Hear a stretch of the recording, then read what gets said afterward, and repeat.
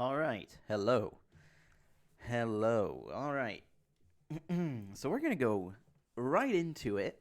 This is the fifth casting stream I think I've done. No, sixth, actually. One I didn't actually get on the YouTube channel, but this is the sixth. So, if you don't know what we're doing here, for anyone that's new, this is us practicing our casting.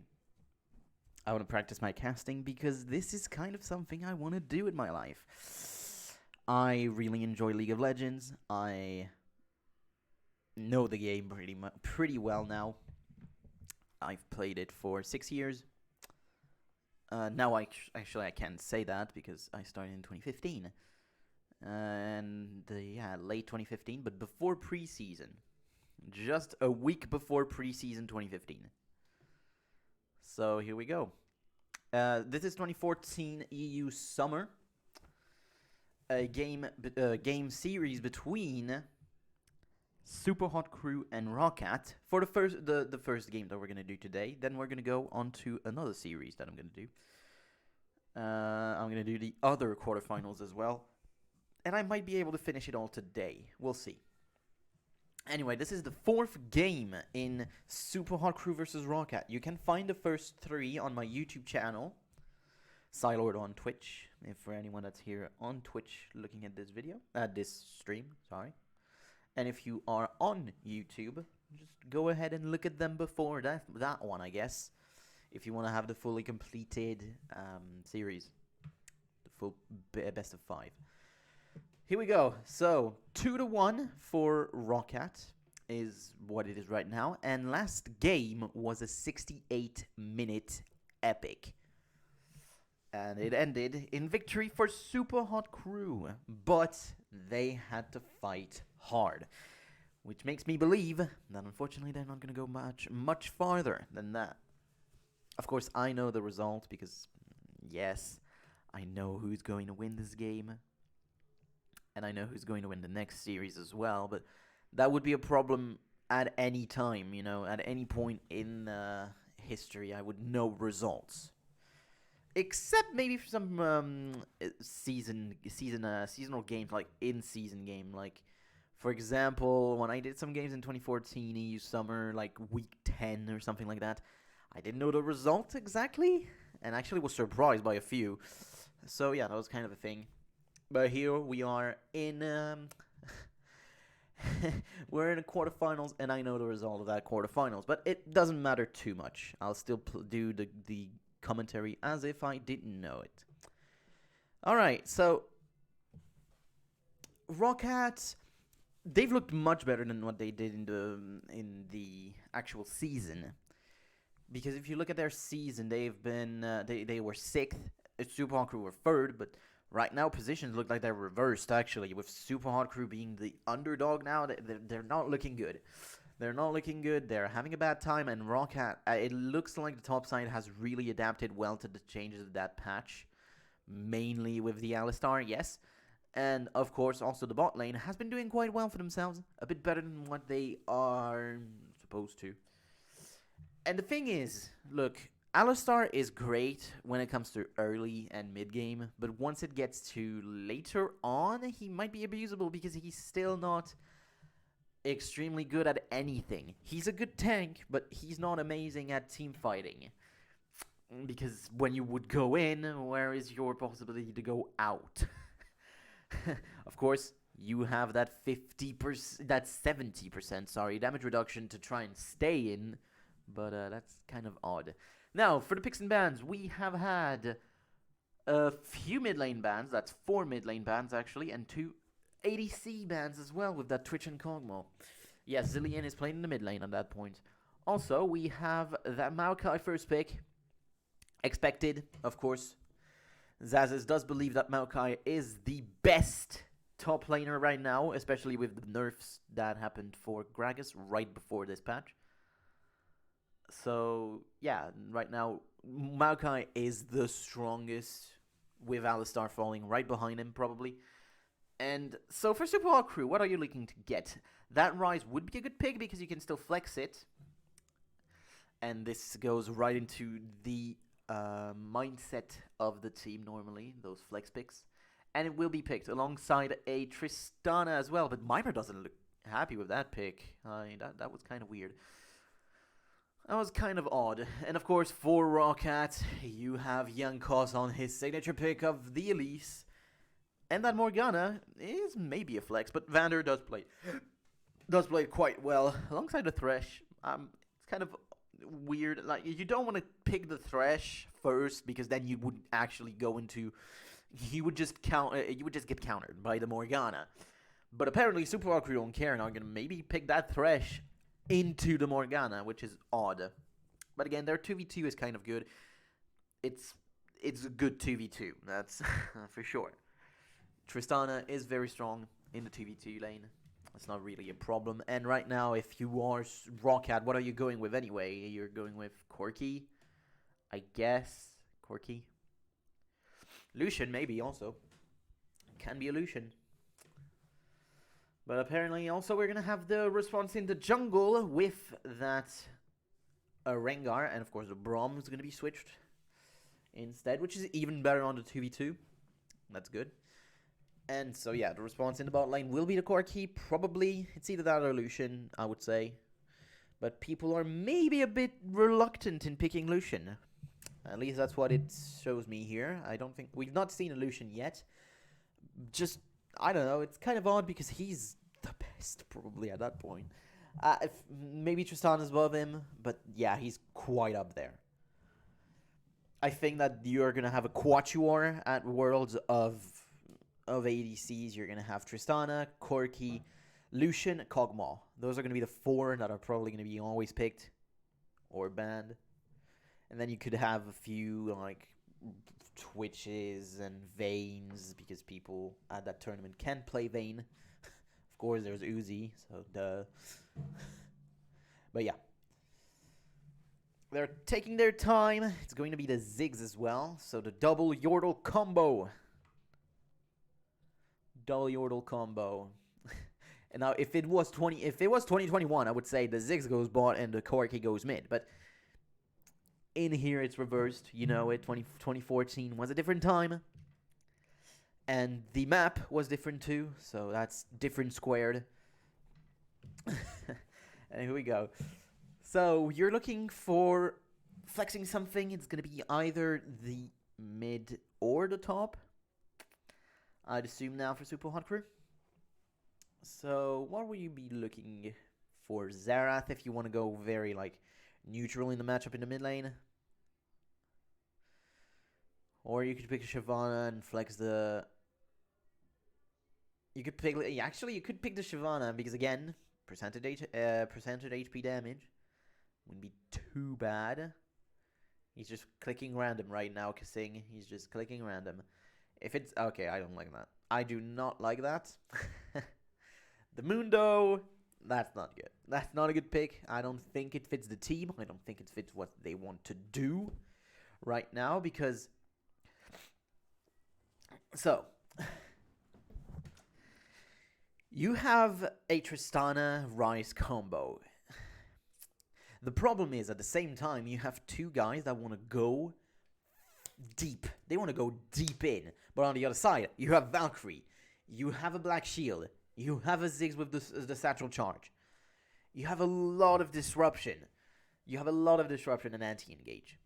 So, having a Rengar and a Mundo that wanted to jump in with three others that are going to be left in the dust, I don't really enjoy that too much. Ryze doesn't have a gap closer, okay? He doesn't have a gap closer. It's going to be hard for this team to find synergy. That's what I feel. Also, their AoE is very limited. That's not that much of a problem. But the rest that I told you about here, yes, it is a problem. Whenever you're going into a Maokai as well, he's just going to soak in all the damage from the backline. And soak it well. And also deal a good amount of damage. You don't expect the damage, but he has a Rod of Ages. First item. So, he still has a bit of AP in there. And don't forget, the W deals % damage. No matter what, it will deal that % damage. So yeah, it's still gonna shred. Maokai can still actually shred. He is one of those modern tanks that still can kill you no matter if they build tank or not. Some can do that. Some tanks can do that. In 2021 they can. Especially early on.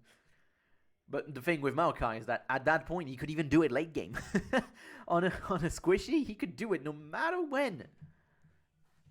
No matter when. And we had an example of that in game 1, actually. No, game 2, sorry. In game 2, we had an example of that. Zazis really dealing the damage on rallies, if I remember right. I remember one time when it was something like this, and it was... Damn, that damage was incredible. So, defensive positioning everywhere. We're probably not going to have a 2v... we're going to have a 2v2, probably, for the first time. Maybe. I don't know. We'll see if it actually happens or not. But right now, with the positioning of everyone, it does seem like they will go for that. Kasing looking to get behind the turret. And there's going to be a back. Rallis is actually backing. He is looking to go topside now. Okay, so this will actually be another swap. Which means that Rocket are going to be happy with that one, actually. This was looking to deny Rosazis more than anything else. And I'm not sure I like that again. Because right now you have a dominant 2v2. You do. The Braum will give you the 2v2 matchup dominance. And instead you're just looking to go and 5-man in top right now. I don't really know what you're doing here with Selfie. Selfie's just going to lose time. And there's a ward, so they know this is happening. And Selfie's just going to really lose a lot of time right now. And what that means is that Overpower will just have a few bombs if he wants. Or he can just, keep the lane in this state. Not actually push it, just wait. And since he didn't actually use the spell, this is what he's trying to do. So that's good. That's actually pretty good. He thought about it, Some people don't. A lot of people don't. Kasing, for some reason, denying many, many autos. But there you go. This will actually push towards him. It will actually push towards Rocket, isn't it?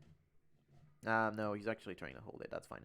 And on the other side, Vander will actually try and go back. No, he's not. He's actually denying that one. So he's going to share the XP with Selver for now. He's only level 1. It makes sense. You don't want to go like that if you're not defended at least a little bit against another top laner that has the same level as you. So wait for a few levels and then you can go and leave him alone. That'll be okay. Selfie feeling the pressure in this matchup again. Selfie has not had the greatest of time. He has lost on Kassadin in the first or the second game, I don't remember. And yeah, that wasn't too good. And also, we've not seen an Ahri, right? Or was it banned? I don't remember. It might have been banned. It might have been banned. I don't have my I don't have a sheet of paper with me this time. I could take one, but I don't have it with me right now.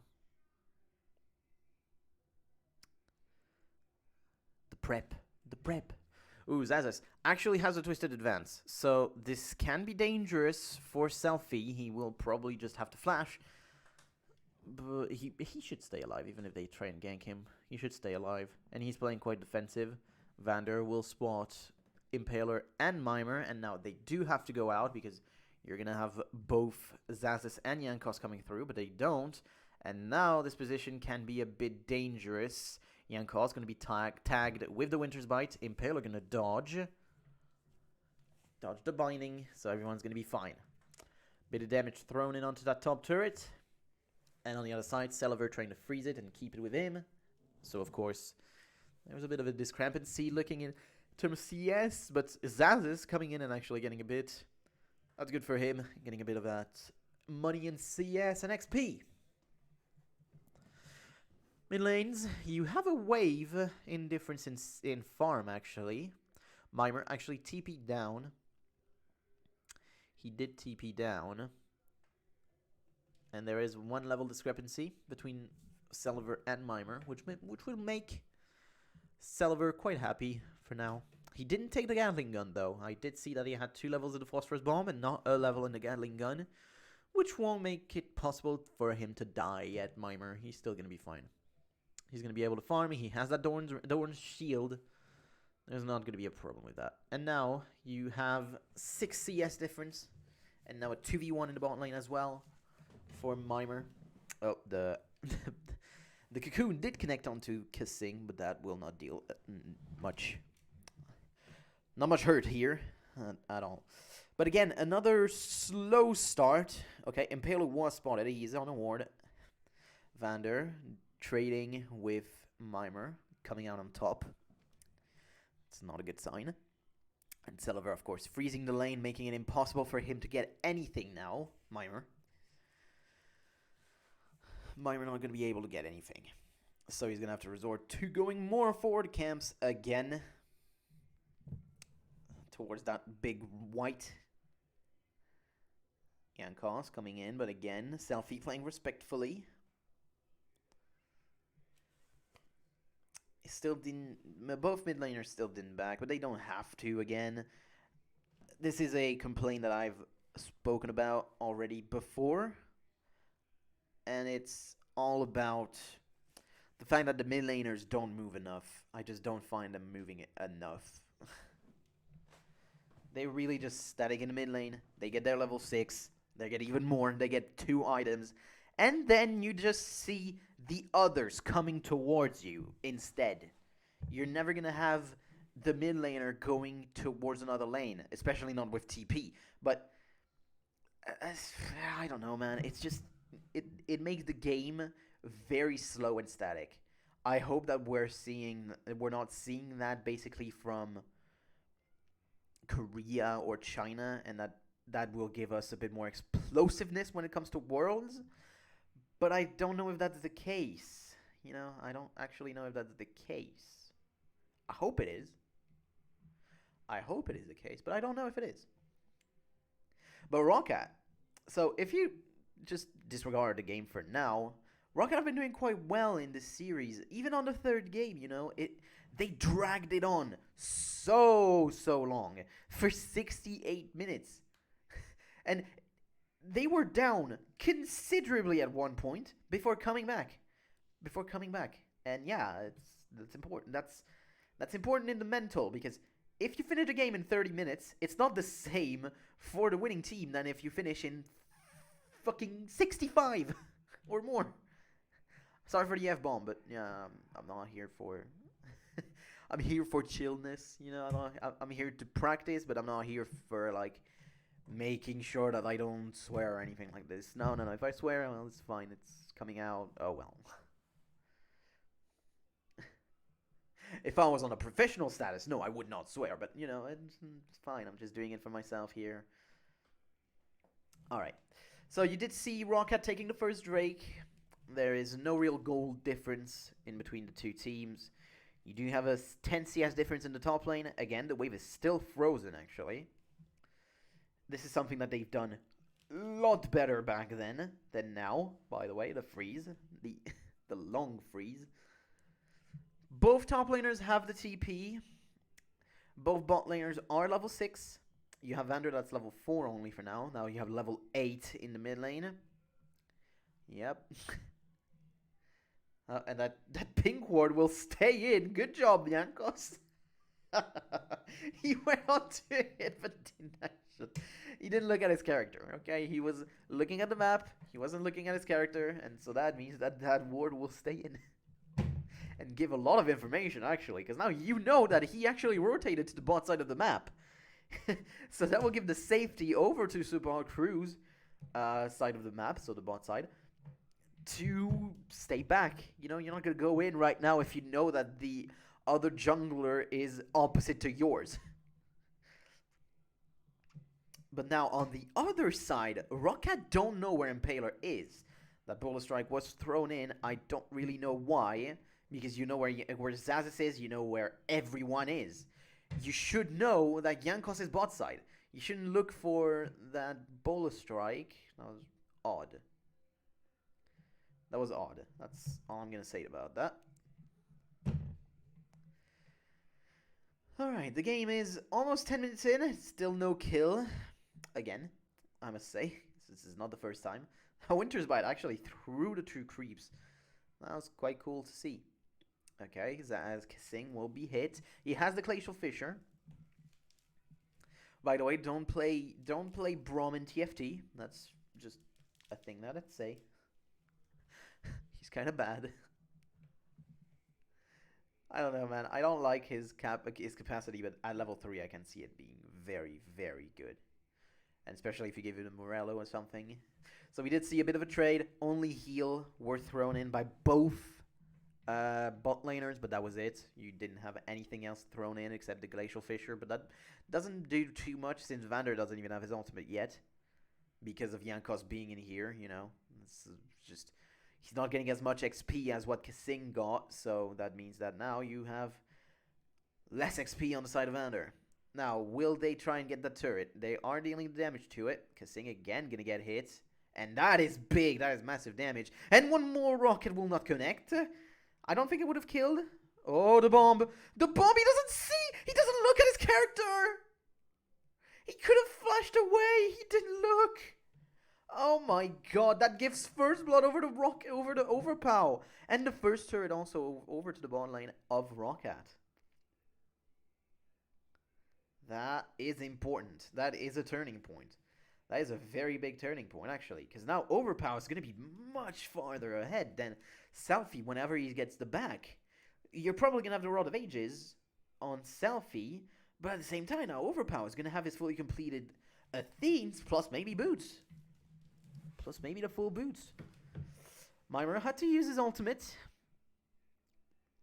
to try and stay. Misses that creep. That was kind of bad.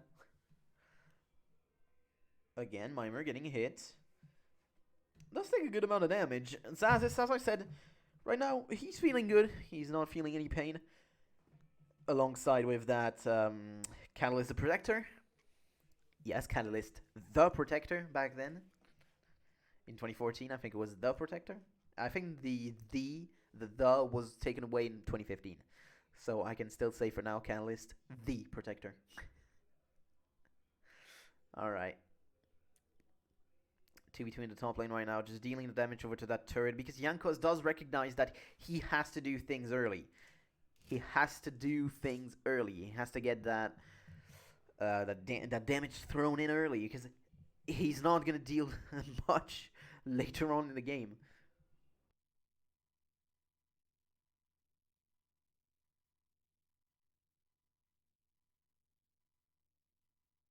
Usefulness is going to be much reduced. That's all I'm going to say for Lise. Lise is basically going to be a cocoon bot when it comes to, well, when it comes to 25 minutes and on. Yeah, you're not going to deal enough damage anyway. Your Venomous Bite is a thing, sure, but it's not enough.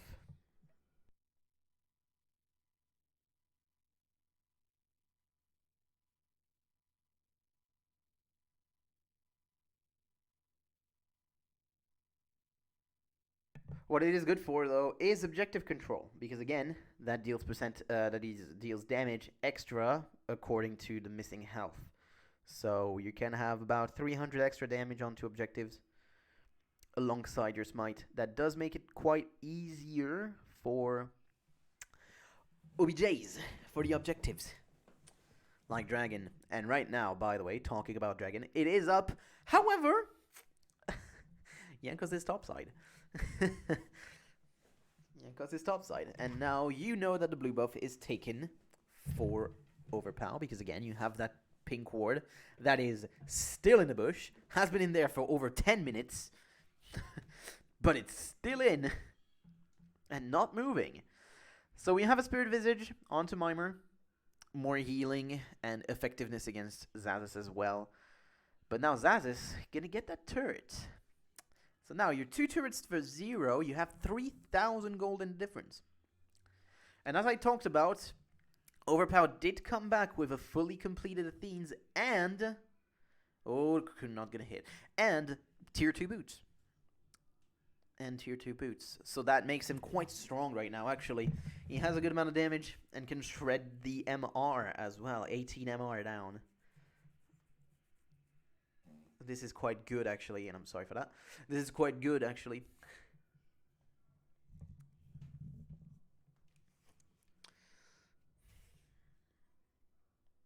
Alright. Still, though, the game is very, very, very uninteresting, I'm going to be honest. There's very little going on, if anything, because, you know, that kill should not have happened, because things should have flashed away, but he didn't. You should see it coming, man. You have like a second before the bomb falls down that you can see the indicator, so it's kind of weird. Mimer gonna use his ultimate. Zazas throws his at the same time, and now you have a bit of company with Mr. Raw is gonna use the Buster Shot, and Zazas is gonna be dead. Zazas is dead, he already flashed away, and that's gonna be the kill taken by Impaler. I don't like that.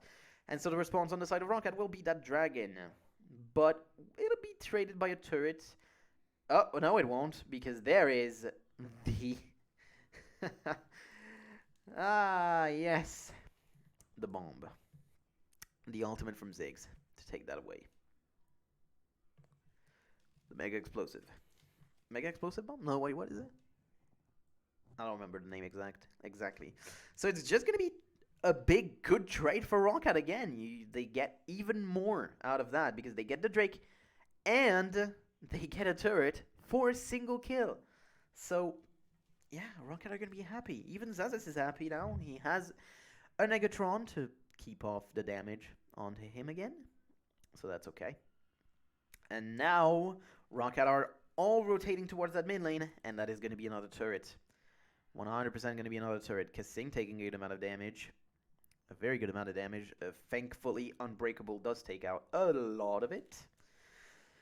But items. Let's look at those items. So we don't have the Seraphs yet for Selfie. Well, the Archangel Staff for Selfie.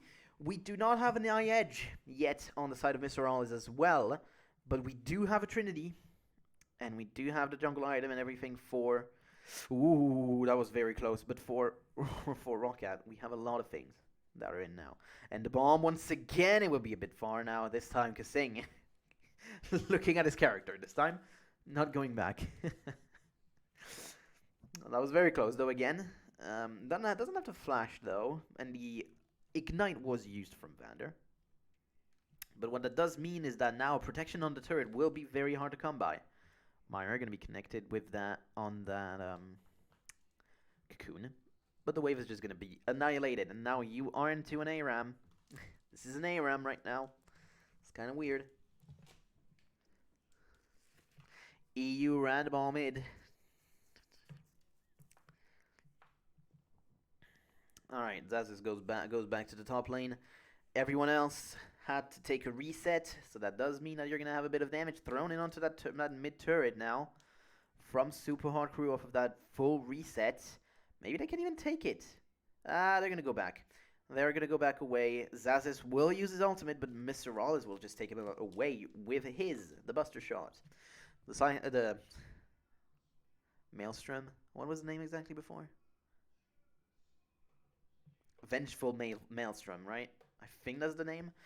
Anyway, Valkyrie used by Salver when Selfie just walked menacingly towards him. And you now have a BF sword onto Salver. Now Zaz is going to be tagged, going to be hit by the Bolus strike. Zaz's just running around in a circle, gonna be using the Vengeful Maelstrom, but will just go down from the damage from Impaler.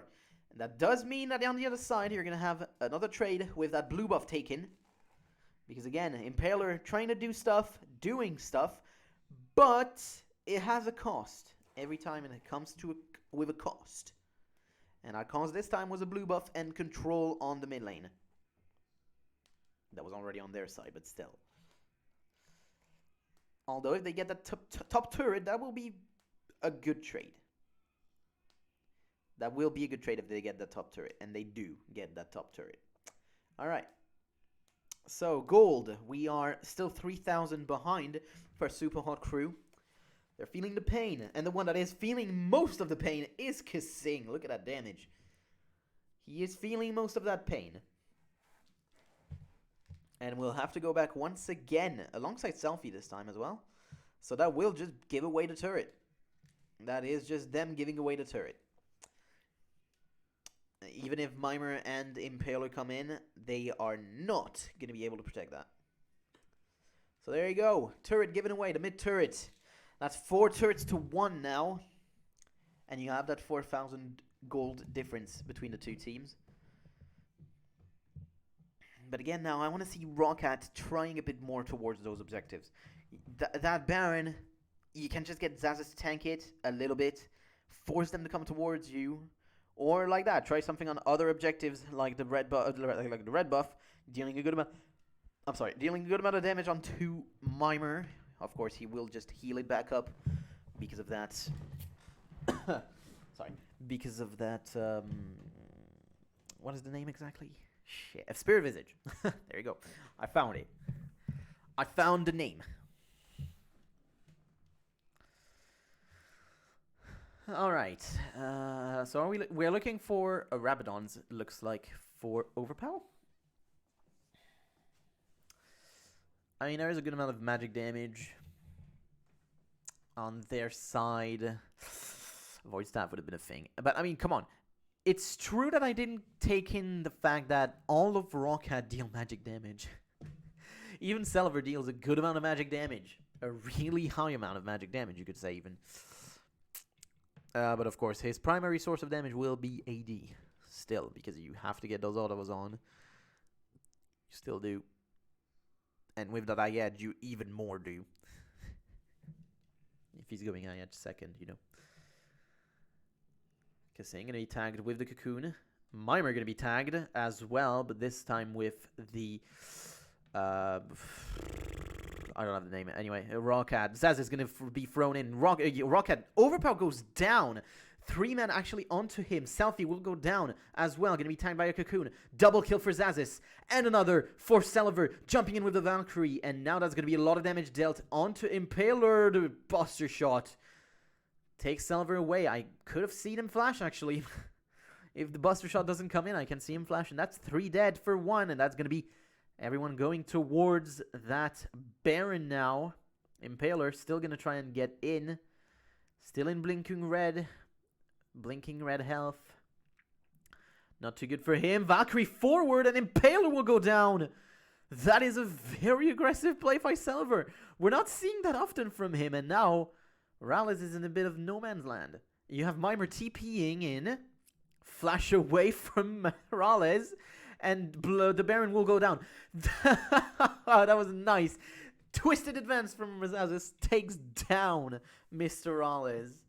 And there you go. This is basically game. So I'm sorry for the start of the fight. I completely forgot the name of this thing. The Binding. How did I forget Dark Binding? Anyway, so yeah. Impaler and Kissing jump onto Overpower. He's going to get everyone just jumping on top of him. But on the other side, Selfie's taken apart as well. He didn't have flash. He had to go down in this position. And there you go. And Zaz is then jumping on with the Twisted Advance. Celever following in with the Valkyrie. This was just a very nice play by Roccat. But it looked like it would go south at the start of it. But now this game, so you have that. Ooh, that's a nice pivot. You actually have a Last Whisper second for Celever. That is a pivot that we don't see often. But it's not an unappreciated one as well, actually. Yeah, you're the only one that deals AD, and on the other team, you don't have AD. Which means that right now, well, having a bit of that armor pen, that's not too bad. Extra armor pen will make you deal more damage, like that. Is it more effective than Ayedge? Maybe. I don't know exactly. But also, you have a Rabadon's, you have a Locket of the Iron Solari, and you have a Spirit Visage on the side of Zazis. Everyone basically ahead of their counterpart. Even Selfie is behind on Overpower because those 2 items cost more than the 2 of Selfie. However, for once at least, we do see some Merc Treads, but it's crazy that you had to wait for 5 people to have... Oh, that's a lot of damage onto Kissing. He actually goes down. Gonna get bound up and will just go down. Now the Vengeful Maelstrom from Zazis. Selfie not gonna get connected by that Satchel Charge. And now, when you see the difference between both Rocket and Super Hot Crew now. Super Hot Crew looking very undecisive in their play when they had the Baron. They had 2 Barons, by the way, in that other game. And they finished without it, if I remember. And here you can see Rocket just going as a 5-man. They know they have the stronger team right now, so they're going in, going forward, and just looking to end it very quickly. We're 25 minutes in. They're probably going to look for a 35-minute ender. And Zaz is just going to tank it, going to deal a bit of damage onto that turret. Mimer going to get bound up, and a lot of damage thrown on top of him, even with all of his MR.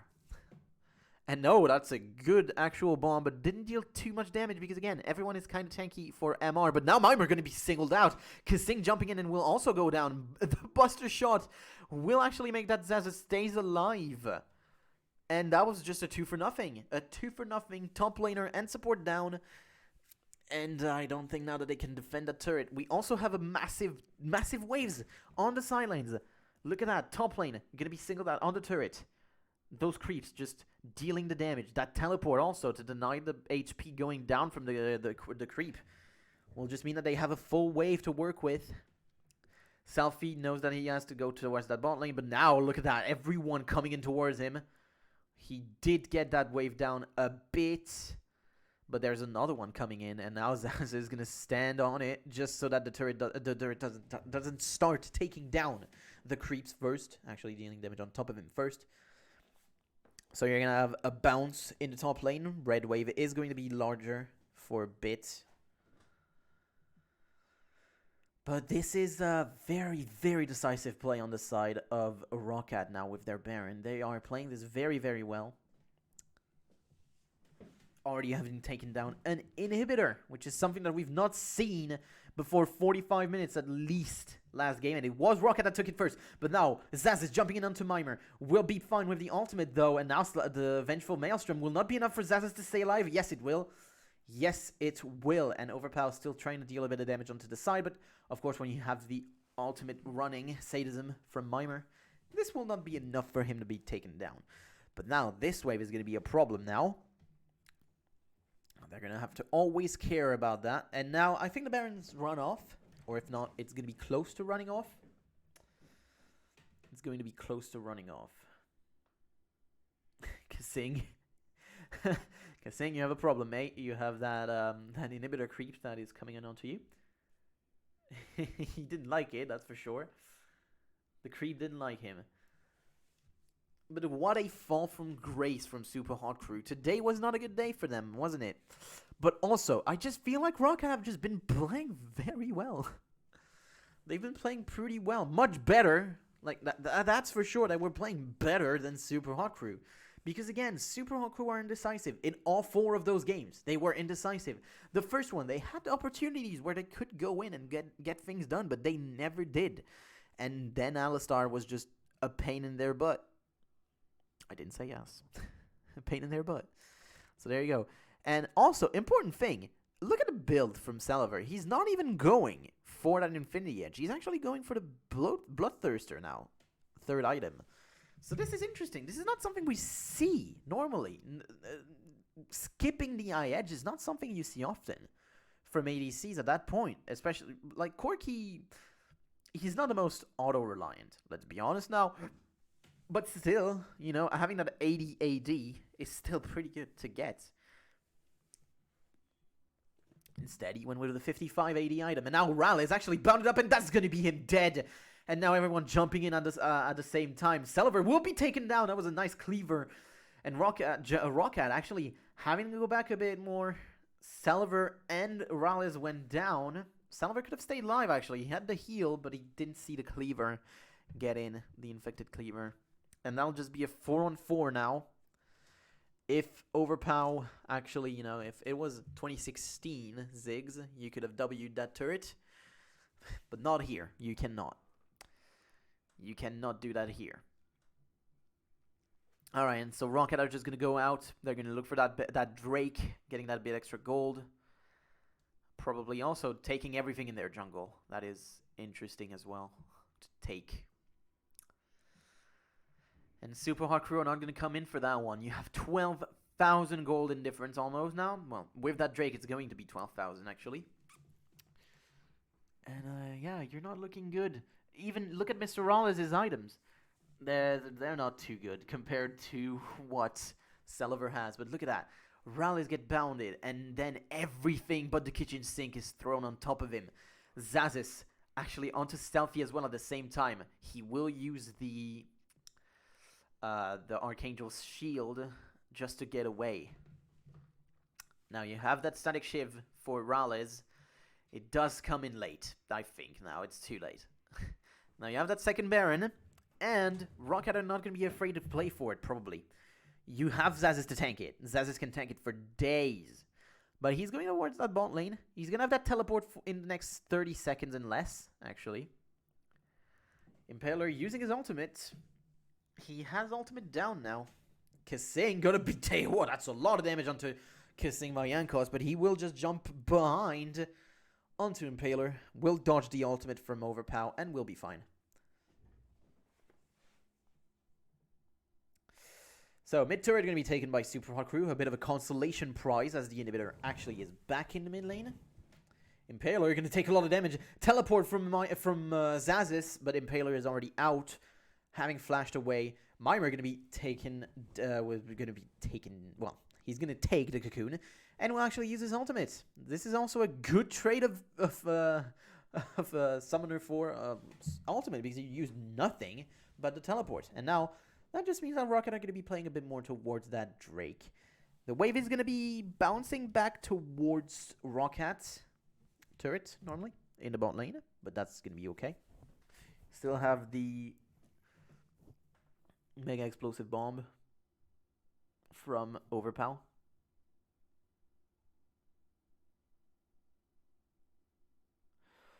So Rocket looking for that play around that Baron. They're going to start it. They're actually going to start it for the first time here. But then there's going to be a bit of damage thrown in, and they're going to go back away. They could have stayed on it and try and put Selfie and Morales in a position where they have to respond. But this time, they're not going to do that. They're not going to do that. Impaler's still standing around on that Baron, but they're not going to go for it. Yankos clearing out the wards.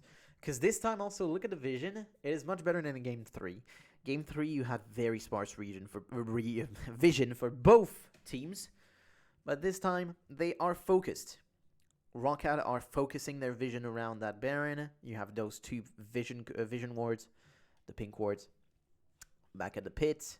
One outside, just so that you don't get taken by a ward, a vision ward on the left side of the pit, so that they know that you're doing it. No, instead, you just play it safe and not put anything. You just put that ward behind there.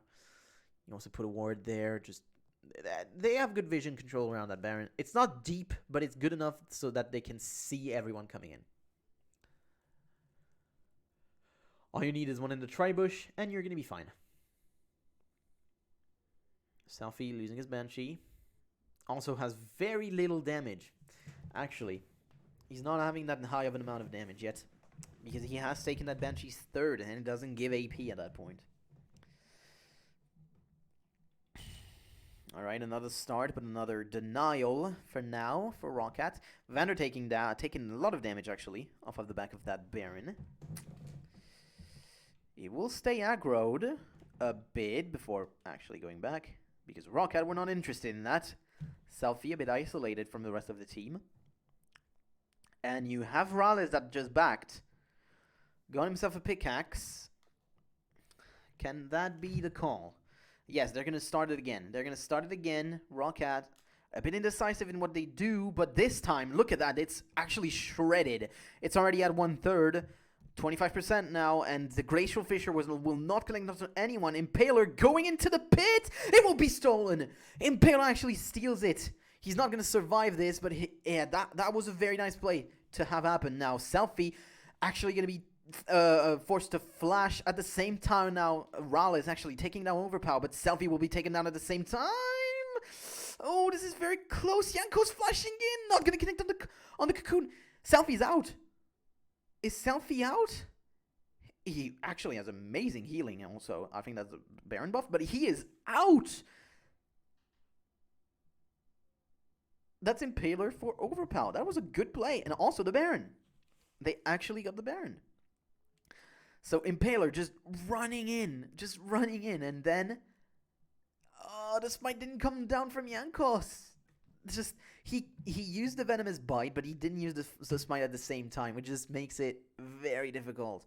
And so Overpower using the Satchel Charge to go out, but then Rallis just flashing in, sorry, to try and catch him. And that was a good one. That was a good trade. This was very good, and that will force Rockhat to rethink a bit here. They're still 10,000 gold up. Drake is spawning in 20 seconds. But I think that they were a bit too scared about it. They were at 2,500 on the Baron for a long time, and then they kind of stopped attacking it, which gave the opportunity for Impaler to get in. But if they continued dealing that the amount of damage that they were dealing before, they could have gotten it without any problem. And then that game would have been over. But this time now, you have Super Hawk Crew with a good play from Impaler, getting that Baron. And so this game is not over yet. And we're getting into a position now where Super Hawk Crew could try and contest a bit more on these objectives. The problem is you have Selfie that is going with very little damage. He just has those two items here, Roa and Seraph's Embrace, and that's it. He's not actually having another one yet. He's going with another MR item.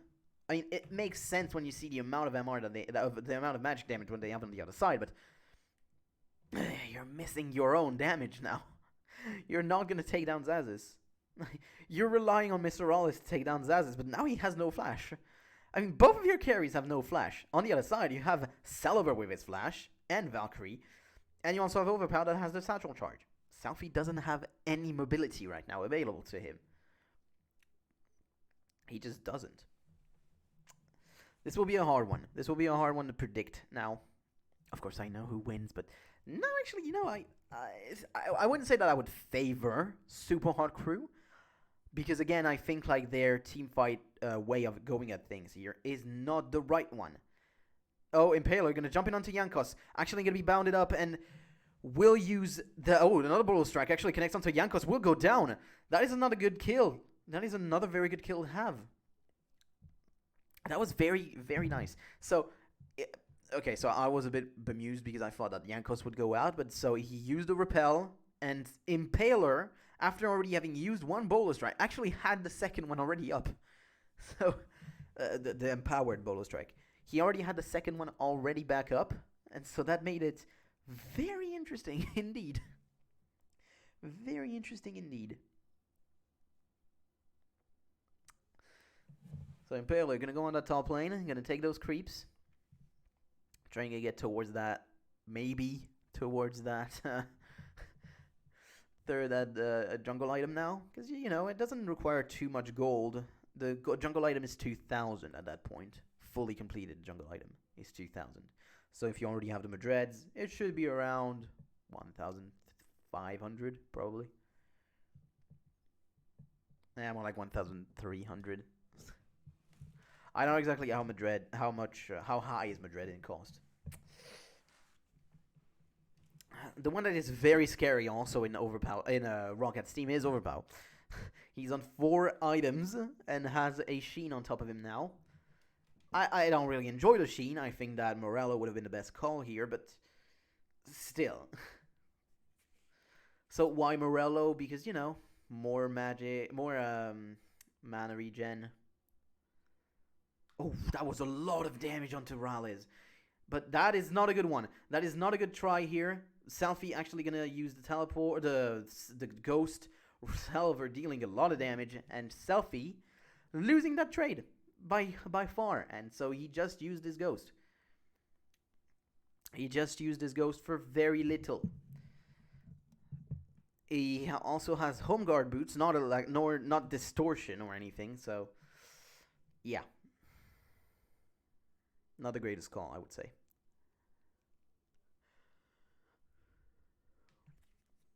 You know what else is not a great call? The Blade of the Rune King 4th.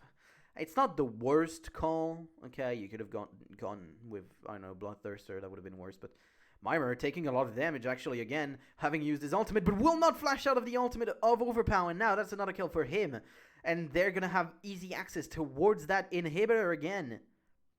Impaler, using his ultimate, will get bounded. Flashing from Xaxis, twisted advance, and he goes down. And that's 2 kills now. Maybe they can go for the end. Maybe Rocket can look for the end now. They're going to have a wave. Xaxis is gonna go back and TP onto the wave. Maybe not, actually, because the wave just was annihilated. But so, he just went back. Xaxis just went back. You still cannot look for something if you are Rocket right now. If you're Rocket, you cannot look for something. I would go with Home Guard's boots right now. If you are Xaxis, just surprise someone with the Home Guards and just take one by surprise with that. And he will will use his teleport on one of the creeps. Will get in with his ultimate. The Vengeful Maelstrom is used. Winter's Bite connects on top of him. He will not get stunned. Using the twisted advance at the right time. Selfie gonna be taken apart and will go down. Xaxis takes him down. Mimer actually back in the fray. Wu Salver jumping in with a flash, but he will be taken down. Raleigh is now bounded up, and he will also go down. Overpower gets that one. Mimer using his ultimate in the middle of everyone. Xaxis will jump in, will jump on top of him. Mimer connected on with the binding again, and now Kasing is back on with the Home Guards, jumping in at Mach 10. Will get jumped on now. Kasing dead again. That is his 5th death, and you also still have that wave on the turret. A lot of damage onto those creeps that'll go down, and Mimer basically looking for the creeps more than anything else, and he will be taken down again. And that's the end of the game. Both turrets are down. Both Nexus turrets are down. Impaler, alone to watch, has his Nexus falls. He does get a kill onto Yankos, but the game is over. 3-1 for Rocket on this series against Super Hot Crew. Impressive performance, you have to say. You have to say impressive performance. And also, I was okay with that one, you know. I feel like that one was pretty good. What do you mean? What? Where's he? Ah, shit. So we have to go like this now for these. Kinda sucks.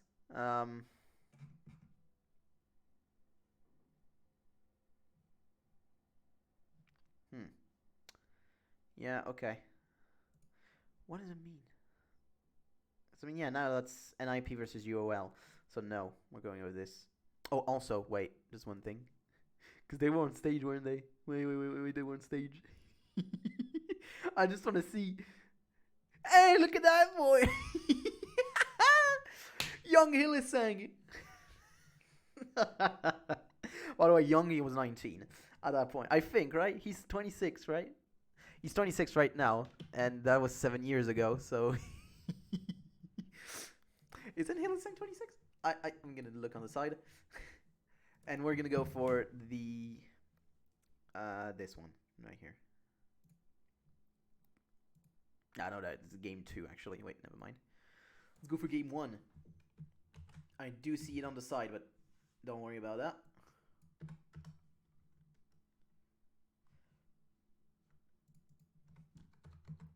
Game 1. Right, so I'm going to let you with that a bit of time, okay? And I'm going to look how old is Illisang. I think he's 26, right? Yeah, he's 26. So he was 19 at that point. Ah, damn. Yeah. Just to say, by the way, Hillisang did 2 teams. Unicorns of Love and Fnatic. That's it. He only did 2 teams. He was on the Unicorns of Love from 2014 in January to 2017 in December. To then joining Fnatic in 2017, well, for 2018. And then going forward, he's still at Fnatic until end of 2023. And you know what? I am fucking happy about it. I'm a Fnatic fan, okay? But I'm just happy about having him in there because he is a great player. And you can't deny that. You cannot deny that. So we're going to go around here. There you go. We're going to have about 10 minutes. No, we're going to have 6 minutes to talk about this. All right. So, SK Gaming versus Millennium. SK Gaming haven't looked the crispest. They've looked a bit out of place lately, although their last week, week 11, was actually kind of nice. They've refocused. They have really figured out what they wanted to play, and it shows in their play because they have been acting a lot better. They have been acting a lot better. They went 3-1 in their Super Week, taking down Fnatic in there as well, and it was a very good performance from them. But their problem is inconsistency. It's really a problem for them, really. And they're going to have to really look at it at another angle. They're also one of the lowest Dragon rate and Baron rate. But when you're losing games, that makes sense. I think they're 12, 16, or 13, 15, something around that. I don't have the stats on me right now, I'm sorry. I could, but I need to plug in something. But okay, if you're talking about Millennium on the other side, you can also rename the team Team Kerp. The team is called Team Kerp. You can just say that, okay? Really, like Kerp is all of this team. If Kerp does good and can actually do what mid laners are supposed to do, which is roaming, then you will have a good time. You will, that's just a fact.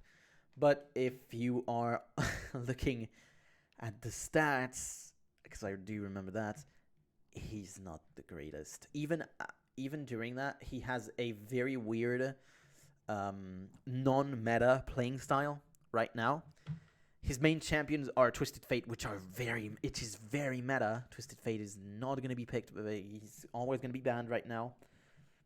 Or close to always. Or maybe they have a response for it, you don't know. But I feel like if Twisted Fate is up, Kassadin is up. So there you go. And Millennium don't play Kassadin. Kerp doesn't play Kassadin. He's not a good Kassadin player. He did play it once, and it wasn't the best performance. I think they won the game still, but it wasn't the greatest performance. Alright, so now I'm going to go through their talk, because that's a thing that they really liked to do back then. At every game, you do a talk. Some talking head interviews, yay. Because that's how you give people personality, apparently. Anyway, I'm being sassy, I'm sorry. It's actually okay, it's not the worst thing. On a booming new thing, it's fine. Whew. Let me just, my voice, a bit, you know.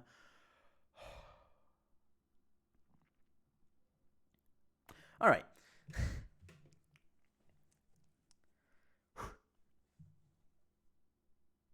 I mean, if you talk about Millennium as well, there is one thing that you have to talk about, and it's Creaton that has been playing quite well, but only on Corki, I would say.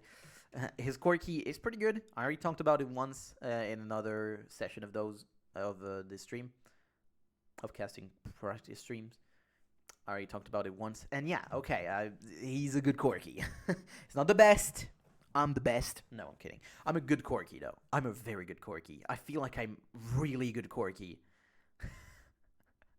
I'm plat, but I feel like my Corki's fucking master tier. I'm not kidding. Which is, you know, well, but mainly what I think about my Corki that I do, but that most don't, is a bunch of things, actually. But also my build. I don't go with something out of the ordinary too much, but a little bit at least. A little bit out of the ordinary. Yeah. Anyway. Let's not go on a tangent for my Quirky. No, we're here for this game. What is going to be the priority? I feel like Jesus is going to want priority on that Ari right now. it's probably going to get banned. I'm thinking that Ari is his best champion now for Jezzy. The meta has been kind to him in the last few patches, in the last 2 or 3 patches. It has been kind to him, giving me back the Ari, even if it was such a insignificant buff in my opinion. But I don't know, people still play it now, so okay, get the Ari, I guess. But I think like with an insignificant buff like this one, Ari was still meta before, and you just didn't want to play it. And that's what I'm going to say. Seriously, the buff was 0.5 AP. 0.05 AP, sorry. So, you know, it's not too good, it's not amazing. It's okay, it's a good buff, yeah, sure, but if that's the buff you needed, then it means that it actually was useful for minion kill thresholds or something like this, which I don't think was the case. Anyway. So they're asking which team do you think is going to win? I already know who's going to win, but still.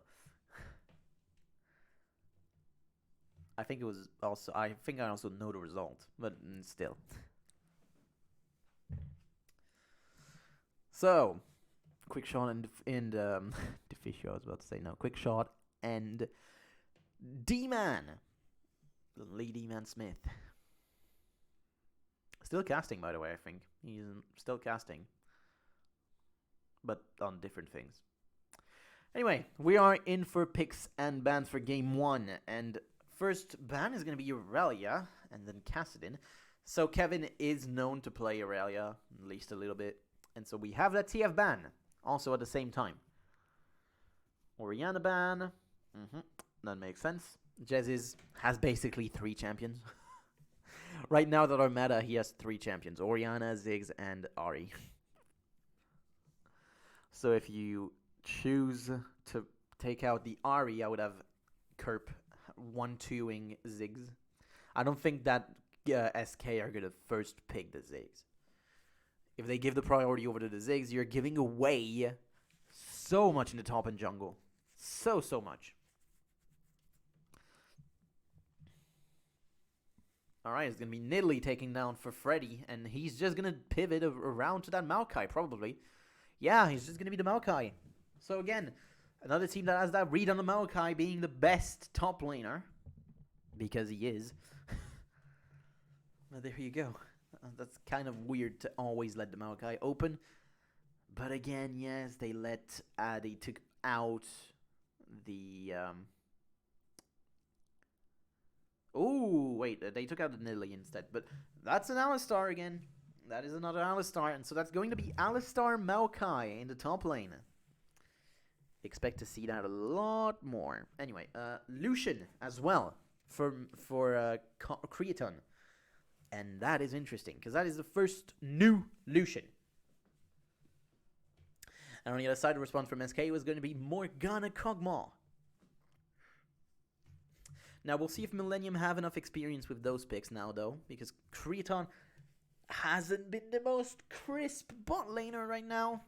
And you're going into a long-range matchup against you as now a short-range ADC. Because remember, Lucian got his range reduced to 500 from 550, knowing that Kog'Maw can get up to 700 in his range with the W maxed, with the Bioarcane Barrage maxed. So that is interesting. Now, as stated, that's going to be probably the Ziggs for Millennium, and the response is going to be 100% at Ari. I don't think it's going to be anything else on the side of SK now. Because, yeah, you have Orianna, TF off, and if the Ziggs is taken, that's just going to be an Ari.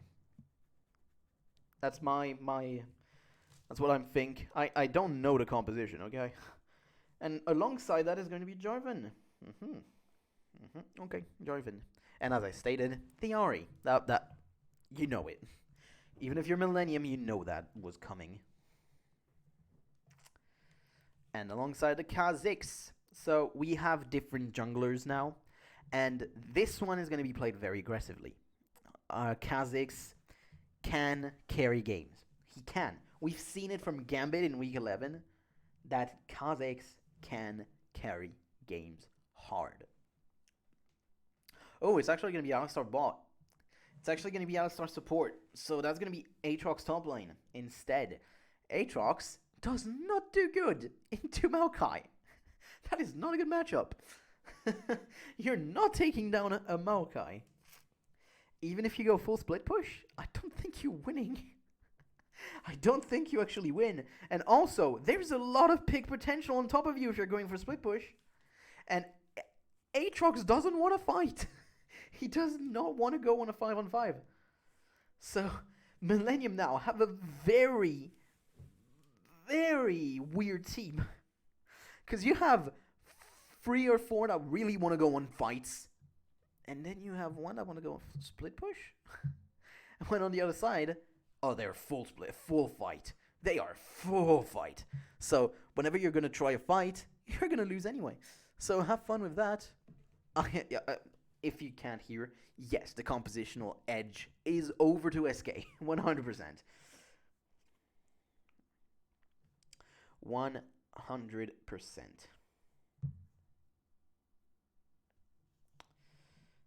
I mean, it's not even close, is it?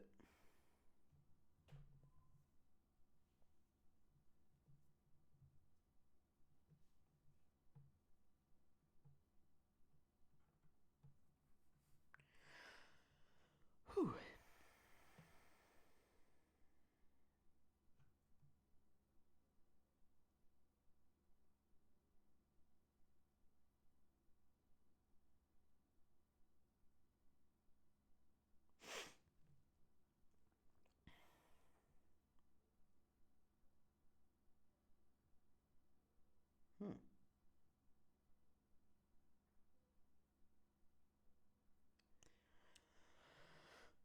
All right. I'm sorry, I was taking a bit of a breather, trying to rest my voice a few minutes. And then we're going to jump back in.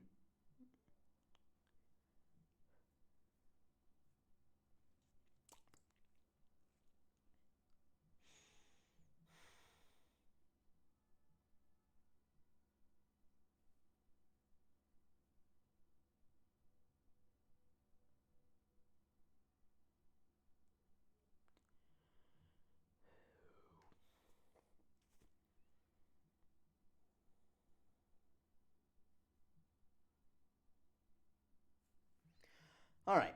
I took a bit of a few minutes here of rest. Here we go. So, we're going to have another lane swap. People just don't want a 2v2. They just don't anymore. But, that's interesting now. That is interesting. You have Candy Panda and Enrated on the top side as well. And on the other side, you have Kraton and J-Ree that are also in there. So that's going to be a 2v2, whether they like it or not. But now you're scared if you're SK of looking for a 4-man dive on top of you. We'll see. We'll see if it happens or not. For now, though, they're just going to play their game, play the 2v2. Play on the 2v2, and we'll see what happens for them. It's just going to be probably a split map, which means that Cotton will play around the top side of the map, and Svenskeren is going to play only around the bot lane. Because Kevin did teleport down, so now that's going to be just standard mirrored lanes. Svenskeren kind of low, though. Kind of very low. Okay, Svenskeren coming towards that. Blue buff will be spotted on a ward. That's a good ward, actually. It's a pretty good ward placed down. You have a ward on the Tribush at the top lane. I just saw it placed by J-Ree. And by... no, actually, no. It wasn't placed also on the other side. But still. Cotton will go towards his red buff. So they know that now the map is completely split. But we'll see. Will Cotton try and break the split map and go towards his own blue side jungle? Or will he go back up and take the white? Because right now Svenskeren will have the edge on a 1v1. That's just given.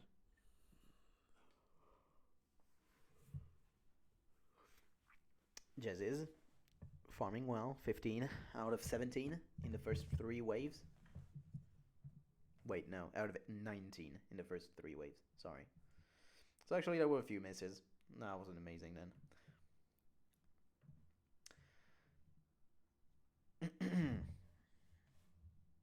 Still, though, there's going to be an edge in 2CS. Kevin coming in on towards Freddy. He's just pushing the wave. That's the problem right now. Because, yes, trying to poke him down if you want. But if you throw in the lane on top of him, he just has to catch it. And that's all. Like, he doesn't have to do anything else. He just has to catch the wave. And there you go. The wave is towards him again. So he can just farm it and not be at risk of ever dying against you here, Kevin. So Freddy is just going to be fine. Left to his own devices, and he is going to like it. Whether, well, no. I don't know if he's going to like it, but whether he likes it or not, it's going to happen.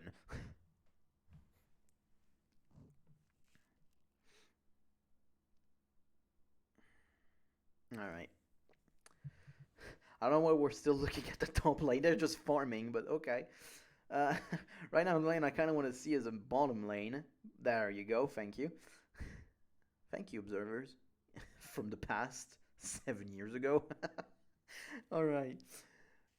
So, for now, CS is pretty even everywhere. Connex trying to look towards that bottom lane. For some reason, though, I'm not enjoying this. They ended the split map, but they should have kept it 100%. It is for Millennium, I think. Millennium are in a better spot if they kept it around in the top lane. Oh, Twisted advance on towards Continex. He will just be used as a vehicle to go back towards his own turret for Freddy. And now, as you can see, Kevin taking a lot of damage. He does have potions, though. He does have 2 potions that he will use. But he is a risk. More of a risk than what Freddy is. Of course, Freddy is using a lot of his mana, though. But never enough to be ever feeling bad with it. And he has a TP anyway. But again, because of that play around the bot lane now, SK are the one with the advantage of the top lane. SK are going to be the ones with the advantage. J-Re getting hit with that Dark Binding, but he's going to be fine. Oh, and he just backed, actually. Svenskeren just backed. But again, Millennium don't know that. Don't know where he is, so you have to play a bit more respectfully. But on the side of SK, you don't have to play respectfully for the exact same reason. You know where the enemy jungler is. So you don't have to play respectfully. You know that he's around the bot side of the map. So why would you play respectfully? You don't. You don't have to. You play for your lane. Play for the damage that you can throw in like that onto Creaton. Not a good auto. And even if you want to do even more damage, you just let the wave push on top of you. You just let the wave come to you instead. So that word has been useless from J-Re. Creaton taking a lot of damage. Also, at that point, I think the dash didn't use mana. It was just 0 mana at the dash. For Lucian. I'm not sure, though.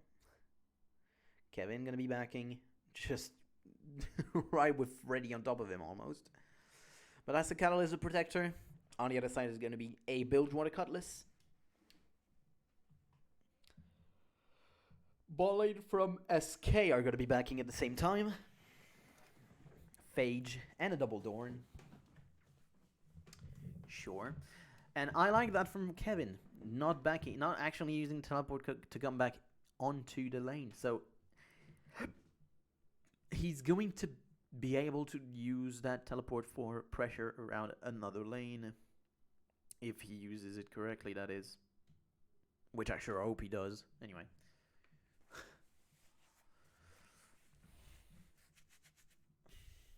Kerp. I'm gonna get that blue buff given over to him, and the same thing is gonna happen over to SK. Blue buff is gonna be given away to Jezzes. Again, another very slow start. You have to say it. Another very slow start. Level 6, though, for Svenskeren. Using the spikes, though. Increasing those spikes. Evolving, I should say. Because it is an evolve. Anyway.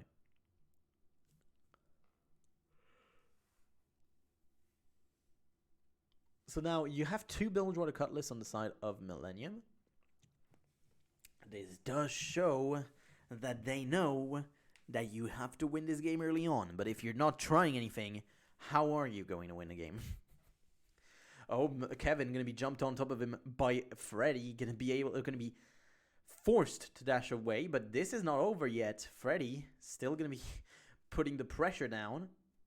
But Kevin going to be able to heal back up with that passive on the W. Blood Price, I think, if I remember the name. But that was a lot of damage. So you can see, on one full burst, Freddy can kill Kevin. Freddy can kill Kevin on one full burst. Alright. That's a big wave thrown on top of the turret here. Connex, again, not doing anything. This is a problem, because you are the early game guy here. You're the early game jungler. You're the one who has to do something. You are, but you're not. You're not doing anything. And, well, that can have big repercussions in the game later on. And now you're going to spot that ward. No, you're not. You're not even going in the bush. Great. He didn't go in the bush. He skipped the ward. He didn't go in the bush. Oh my god, that was awful. That was straight up awful. And now look at Creaton taking that damage. That was a lot. Oh, J-Re jumping on top of Enrated and now going to be bound up. Gonna have to use his ultimate. Connex getting in on top of them. Ultimate used by Unrated. Ultimate used by Kerp at the same time. First blood over to Creaton, but it will be traded by Candy Panda. A lot of damage onto J-Re again. He has Flash, though. He has Flash. And Kerp coming in alongside Jezzy's as well. So both mid laners trying to get a bit in there, but they won't. And the one kill for both sides will be on both AD carries.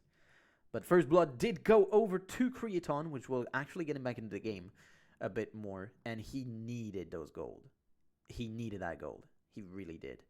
So getting the damage with the light, what is his name? I don't remember exactly. But anyway, Jerry didn't even have to flash, by the way. So that's good. That's conservative play. But yes, it's good because Creaton was 10 CS down that he actually got First Blood. That was good for him. And now he's going to go back with those tier 2 boots. Interesting for him to get those.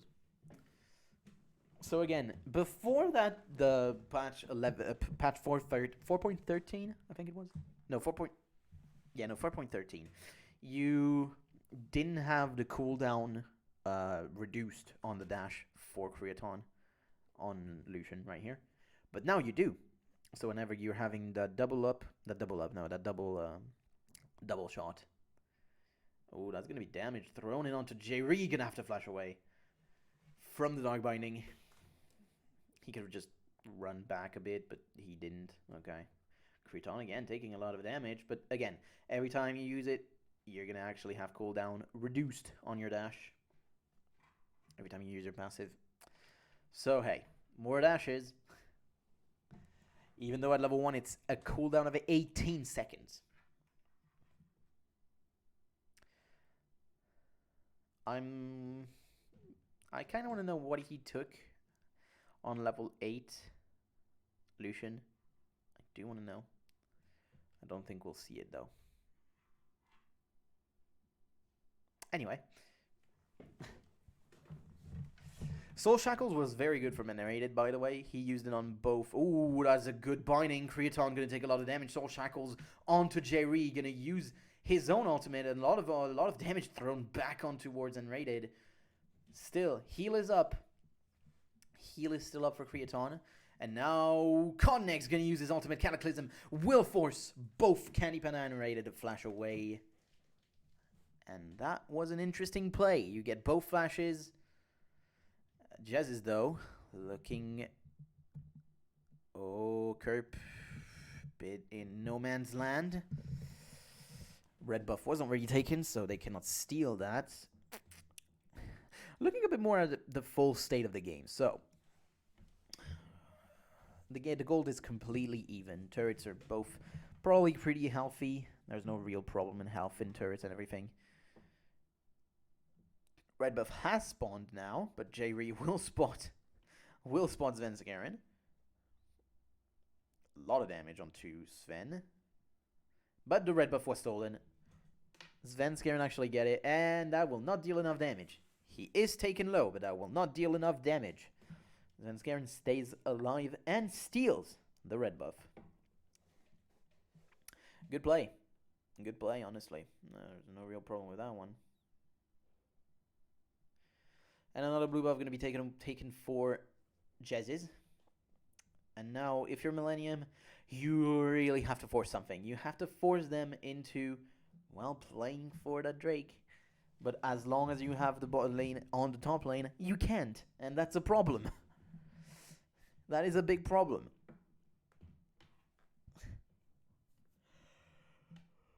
Ooh, not gonna connect. Not gonna connect. He's gonna use his ultimate also, Kevin. Gonna deal a bit of damage, but that's it. Not gonna do enough. Or anything at all. So he just used his ultimate just to get it on cooldown, I guess. That wasn't the why, okay? Anyway. Curb gonna take that blue buff also for himself. He is a bit ahead in XP, if I remember correctly. He was level 11 when Jez's was level 10. So he's probably gonna get 12 first. There you go. Yeah, I actually got 12 as I was talking about it. So, there you go.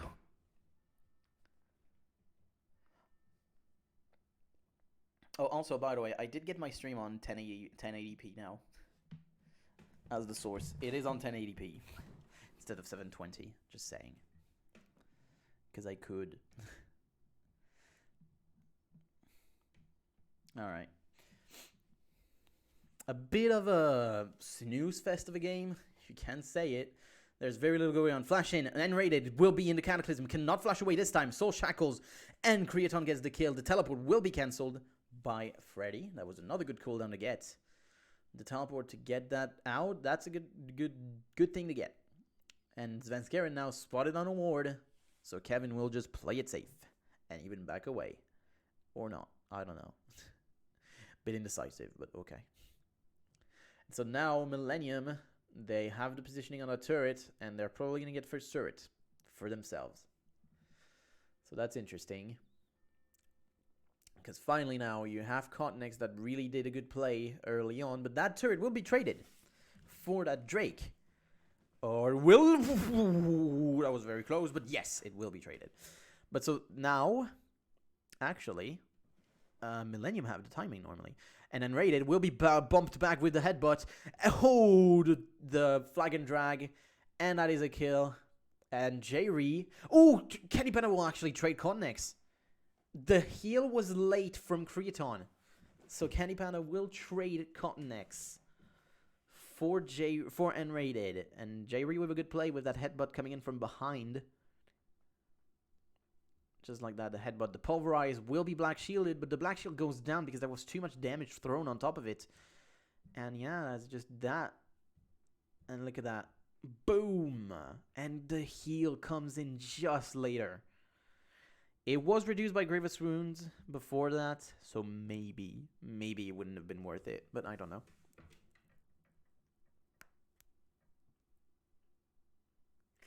So now you have the difference in items between both carries. 80 carries, that is. And also Millennium now are forced to come into towards that bot lane. With Freddy now taking a lot of damage, but still under that Vengeful Maelstrom. Will use the Blade of the Rune King, and Freddy will not go down, and the flash in from Creaton actually almost killed him. And now Svenskeren coming in, and yes! Svenskeren gets the kill onto Creaton, Pulverize from Jerry, triple ultimate from with the short cycles, but he didn't actually choose the right one. And Kevin now in no man's land between 3 members of SK does get the kill on towards Svenskeren, and actually Candy Panda forced to flash away. He still stays alive with that passive, with the blood price, but will be taken down finally. And that gave a lot of time over to Kerp to deal the damage on the mid lane and gets the turret. And now, that was interesting. You have 2-0-1 onto Candy Panda. Freddy stayed alive, actually, on all of this. Sven, bit weird play, but the one that I'm really questioning is Unrated, because on his shoal cycles... Oh, that was a Cataclysm! And we didn't actually see Cataclysm was used on top of Unrated, and he has to flash away. And again, he uses the... That was very nice. He used the flag that he put in place before to go back and drag himself out. But Unrated had to flash away after the ultimate from Kerp came in. So that was another good trade of ultimates and flashes. But again, the one I'm questioning is Unrated with his soul shackles, because he didn't follow anyone. He stood in the middle and tried to go onto J-Ree for some reason. Headbutt Pulverize onto Svenskeren, just to try and take him away so that Creton has time to deal a bit of damage onto that turret. And he will, but there's a teleport from Freddy behind, and now they are stuck between a rock and a hard place. A very hard place, and now Creton goes down, and that is the overstep from Millennium with Svenskeren jumping in again on top of him. Oh, the Pulverize to get Candy Panda to miss. And Freddy gets the double kill. And now Candy Panda and the rest of the SK squad are going to be able to take that bottom turret, and that's going to make them far ahead in gold. They are already ahead, and now they're going to be even more ahead in gold. The main difference is in those AD carries and top laners now, I would say. You have the Sunfire Cape. This is interesting. Kerp does steal the blue buff, but now it's 1,500 gold difference. We have 2 items for both mid laners. One went with the DFG and the other one with the Rabadons. Ow. So the game finally exploded. Jesse's taking a lot of damage from Kerp. But he doesn't have boots yet, Kerp. And you know what? I know what boots he's going to take, and it's going to piss me off. But hey, still. No, seriously, I know what boots he's going to take, and it's going to be pissing me off, because you shouldn't take them. And if he doesn't actually take them, I would take back my word, but not for now, that's for sure. Okay, so Freddy is going to be feeling more than good in that top lane with that Sunfire Cape now on top of him. I'm going to be able to farm all day, not having a problem with that farm for sure. He's on 199 CS. Staying pretty even with Kevin, actually. Svenskeren in defensive positioning with Cottonix also on top of him. But now, that's a 2v2. And I favor SK for sure. Cataclysm will lock everyone in. And Kevin trying to overheal the damage that is dealt. But that will not happen. And again, Cottonix will be taken far down. Will survive barely. And now Millennium with Kerp actually dealing damage onto that turret. But Freddy will just tank it. Well, that bomb, sorry. But the turret will be taken down by Freddy, just tanking it. It was one hit. Also, on the other side, what happened here? Creton not looking at himself and taking a lot of damage. Oh! Wow. That was impressive damage. That dealt a lot. That dealt over 500 on the hit. That was incredible. He does have a Trinity, so yeah, that would deal damage. Alright. J-Ree trying to get towards that Drake now. Trying to put a bit of vision if he can. Will get bounded up. Will have to use his ultimate. And now the Black Shield denies the headbutt Pulverize. And J-Ree's dead. And that is another kill for Candy Panda. 4-0-2. Having a good one. Having a good one. And now SK in the driver's seat. By far now. Also, that's going to be 4,000 gold lead for them. And we'll see if they can close it out. But lately, they have been able to do that quite effectively. Oh, ooh, Koreaton completely out of position. He knew as well that some people were standing there, but he still went on and moved there. So that was another kill over to SK. And now Svenskeren is going to deal damage as well. That's the thing. He has that evolved jump. Void Assault, I think is the name. And yeah, they're going to feel the pain. And also, thank God I can actually say something about Kerp again. Look at those boots. You have so much CC on top of you. You have so much magic damage. And still, you go with the offensive boots. Anyway. Yeah, so you're gonna die. If you get hit by one thing, you're dead. You don't even flash away. You're dead. There's such a CC chain and so much damage. No matter what, you're dead. And I like the Blade of the Ruined King for Canny Panda. Because right now, you are playing towards that mid to late game still, because you are the stronger team. So you are trying to assert dominance, and getting with the more early game oriented items can get you that edge in fights as well. But the Blade of the Ruined King is fine even in late game, let's be honest now, because of the current health damage. So, you know, it's still fine. It's still fine. It's not a bad play, even to get it. At no point is it a bad play. But you have Yomu's Ghost Blade onto Creaton. And Jazzy is going to deal a lot of damage onto Jerry. Like, a lot of damage. And Jerry forced to flash and ultimate himself. And barely stays alive. 300 HP. Yeah, that was a lot of damage. And now you have 4. Oh my god, that auto. That was not okay. Oh, actually, Curb gonna get bounded up, and will he get hit another time by the ultimate of Candy Panda? And he's now under half health, but he does have the ultimate if he wants to keep the turret alive. And also Triumphant War. Freddy comes in, has 3,000 plus HP and good resistances. He could actually try and tank it for himself, but they're not looking for that. Just a minefield is going to be enough to take down the wave anyway.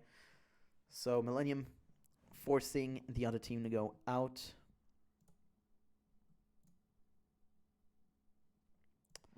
Forcing the other team to go out. Sorry about that.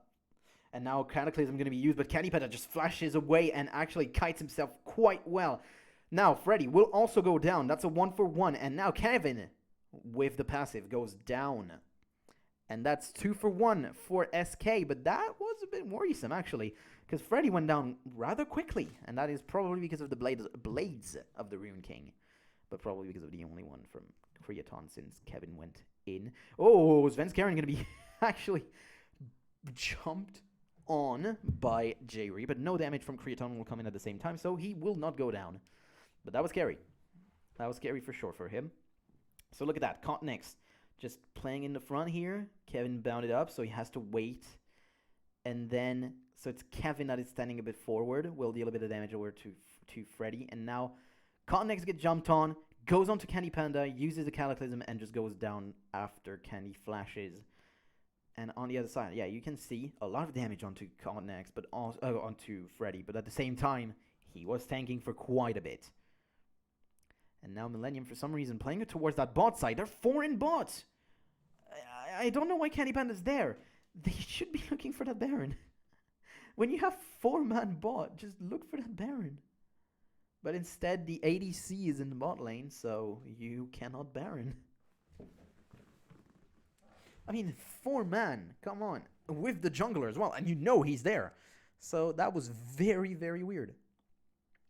All it's going to give, though, for SK is just taking that bot wave and a bit of damage onto that mid turret. So, actually, net positive for Millennium, not losing anything on top of that. So, Void Staff for both mid laners. They have almost exactly the same build, except one has DFG and the other one has Rabadons. Still not dead, either of them. But for Creaton, 4 deaths in the bot lane. Yeah, he has died quite a bit. He has gotten himself out of position quite a bit. Okay, a bit of damage onto J-Re. And look at that look at a triangle of vision wards on the bot lane. That is interesting. It's very defensive vision for SK right now. You're on the offensive, and you have 3 very defensive pink wards back at the Drake. It's feeling a bit weird, because you would want to put them a bit more, well, forward. Because you are the team that is playing forward. So not having that vision back there is going to force you to play more back. Seriously, I'm going to just point it out if I can. Okay, I can't. Shit. Capture cursor. Well, it's on, but it's not on. The cursor's not there. You can't see my cursor, so I can't actually trace anything or anything. I don't have a magic pen as well.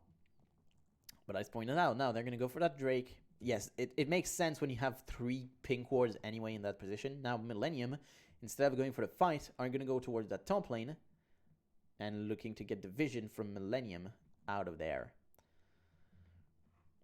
And they're going to take the dragon. There you go. That's 7,000 gold up now for SK. And so they are well in the driver's seat now, as said before.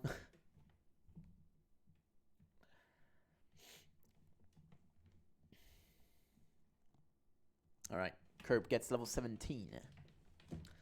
He is the highest level in the game right now. Even Jez is level 16 since, I mean, come on, they spent so much time. Oh, okay, and Rated actually going to get taken down the ultimate from Creton, denying the back. And that means that now you have a 4v5 for SK. Millennium actually with the man advantage. Going to look towards that Baron, maybe? That is kind of weird. You just took down the support. And instead of actually doing anything, you're just happy with the kill. I mean, that's fine. That's fine. You couldn't do much anyway off of the top of that. You could force them to come and check for the Baron, or maybe try and take out the Vision since you could, since that was no support. But this is fine. You still did take a turret, a red side turret. A blue side turret. There you go. I think that was the mid turret, actually. No, they took that one before. No, it was the top turret, probably, then. There you go. Okay. I didn't check. I'm sorry. Okay.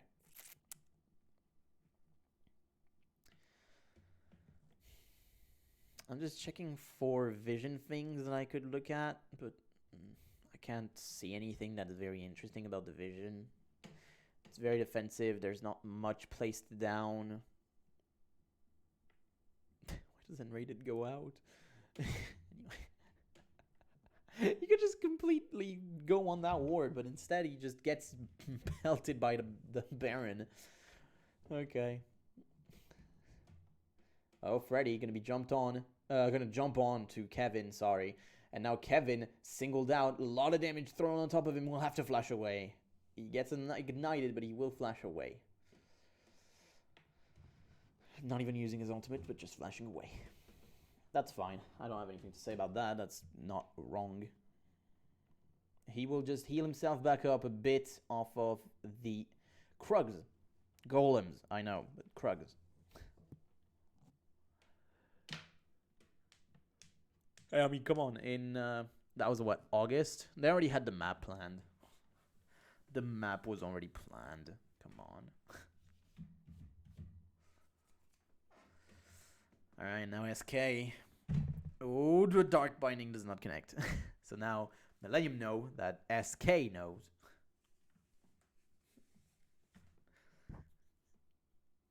Alright. So again, that was a play around the vision. At the same time, it was kind of uninspired. Now, this one could be a bit more inspired. You're 2-manning the Baron while you have Freddy and Unrated looking for some, disruption. You know they don't have a blue ward spotted from far, and that is just Baron dead. Baron's just going to go down. They are not going to get in there in time. Even with all the damage that is thrown in, J-Re actually... No. Connex was not getting in there because of Freddy actually playing Disruption quite well. And Freddy just not taking damage and will not go down. Oh, flash out from Connex missing. And Jesus will just jump in with his ultimate and flash. And that is a double kill for him now. Freddy taking a lot of damage. Flashing from Creaton. Jesus also goes down. Kevin with the teleport onto the side. That was very nice. And that was 2 kills over to Millennium. But on the other side, it's also 2 kills. And that just means it's a net positive for SK that got the Baron. Even if now Millennium get like a turret, they would not get enough. They would not get enough to deny the Baron power play. So 3-1-2 in the mid lane for Jez's, 5-0-3 for Candy Panda, in a very, very good spot. And so look at that. Jez is just hitting the charm and then just jumping in with the ultimate and flash. And then out he goes. But the teleport from Continex was very nice. That twisted advance from Freddy was also very nice. Good plays from the both top laners here. Kevin was spotted, but Jesus couldn't do much. He already had used all of his ultimate charges. So he had to go down, unfortunately. But both mid laners did go down. And you have a... Oh, what's the name of that? I don't remember the name of the item. Hunting Guys? Hunting Guys, I think. For Kerp. And on the other side, Jez is looking for that Rabadons. Alright. Black Cleaver for Svenskeren. That is not one that you see second normally. You see it more third after a Last Whisper second, but this time he went with the Black Cleaver first. Second, you know, with the jungle item. So, Candy Panda, level 17, 3 items. He's a beast. 5-0-5. He is a beast in the game right now. Creaton, not faring as badly as I let out, you know. He's 5-4-2, got the 2 kills in the last fight. He's not in the worst of shape, but he is 45 CS down as well. And now Jerry does get hit by that binding. Bit of damage thrown in on top of him, but not enough to threaten him. But if you're Millennium, don't look for that Baron, that Drake. You're never going to get in a position to get there. So just look for another play. That was a lot of damage with one auto, and now Twisted Advance actually connects onto Kevin. And now a lot of damage thrown in. The Cataclysm denies Jerry entry. But still, Candy Panda does go down, and that will be a double kill on the explosion of the passive. The Icathian surprise, and now Creaton actually going to be pelted on by everyone. Flash just going in, but missing everything.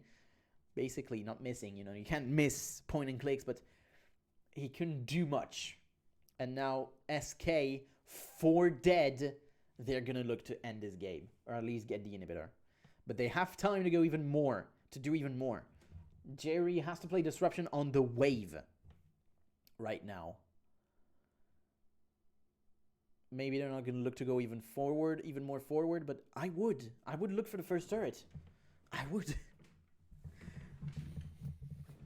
But okay, so it all started with this, with the Twisted Advance. A lot of damage onto... Candy Panda was actually caught into the ultimate. Barely on the side of the ultimate. And look at that, the Acathian surprise gets the second kill. Kerp is actually bounded by N-rated. And Creaton tries to get the kill onto Svenskeren, but does not. And just goes down. And he just goes down a 5th time. So now that's 7-1-5 for Candy Panda. But he didn't actually get another item. I think he just got Disruption Boots. Oh, Svenskeren going to be able to get out. Barely, but will. And now Candy Panda.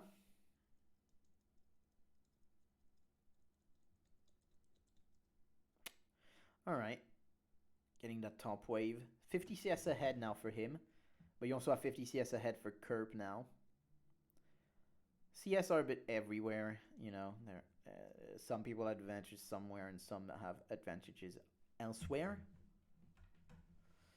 Still though, 400 CS for Kerp is a good performance.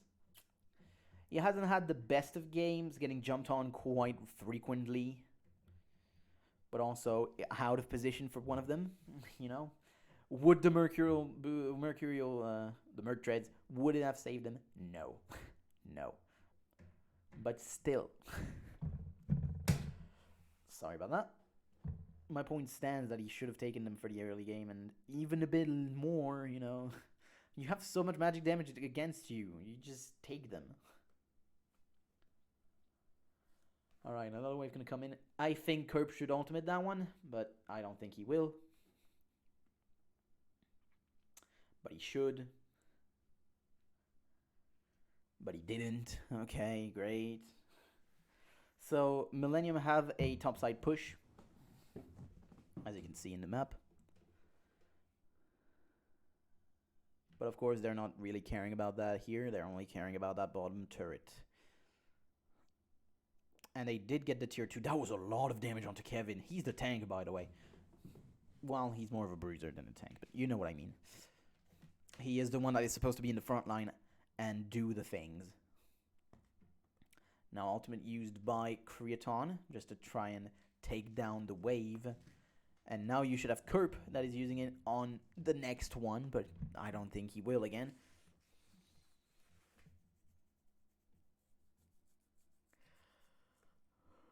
Oh, there was 2 inhibitor creeps trying to get into onto the turrets, but they won't get in. And so it will be very slight damage on those Nexus turrets. More damage though on the bottom one, but Candy was outdoing Wolves. So they couldn't really get it, actually. They could have if they tried to go a bit more focused fire, but they can't in this position. Svenskeren, level 18.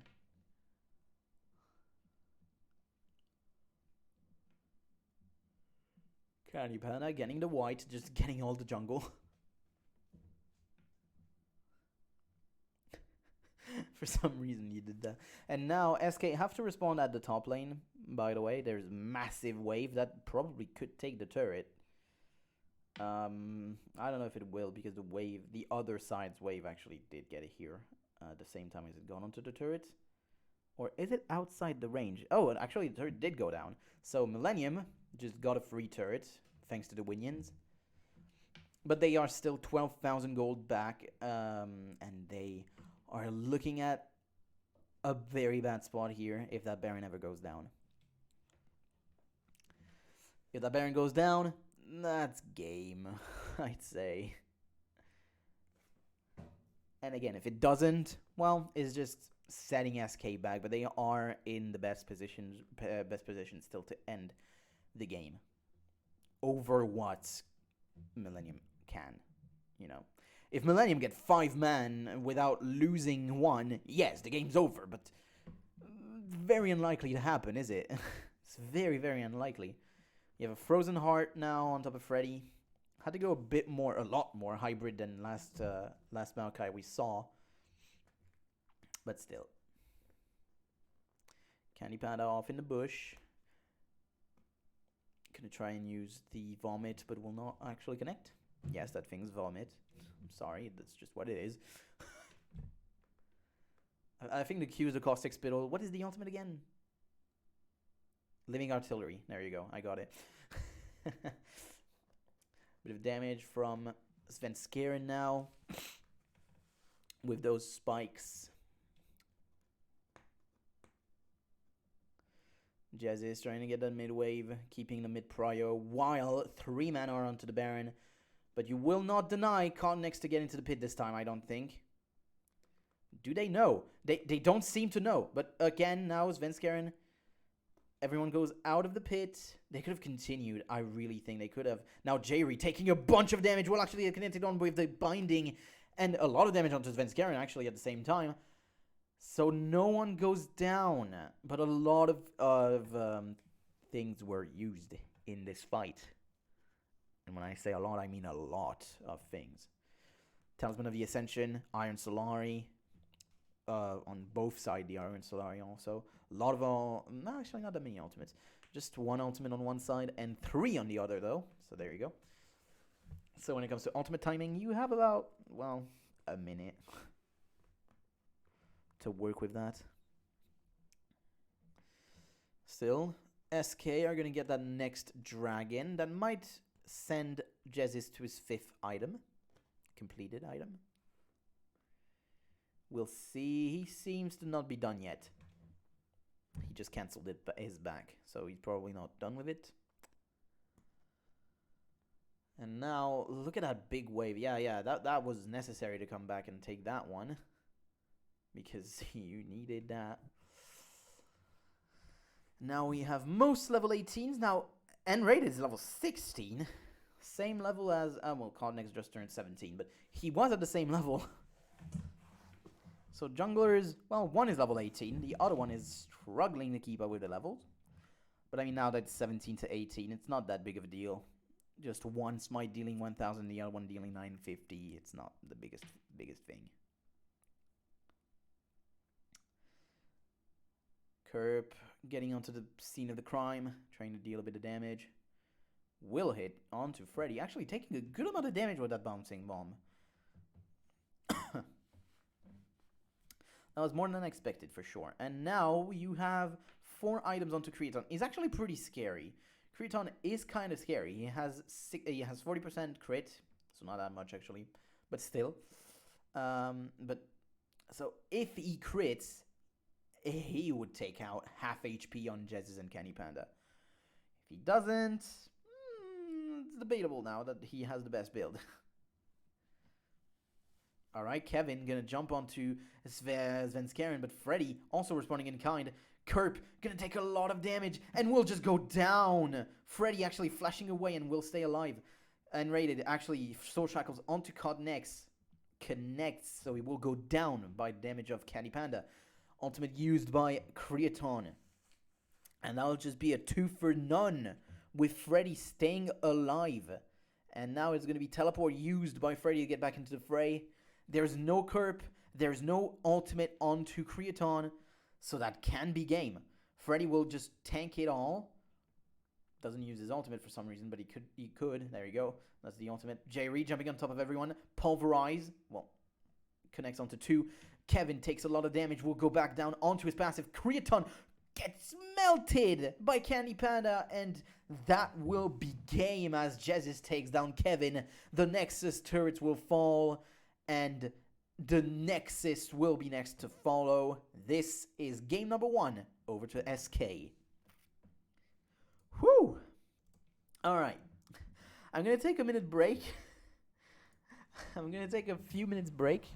And I'm going to be back. I want to do more. I'm going to do the whole series. I'm going to do game 2 and game 3 next. I want to do the whole series. Alright. See you in a bit.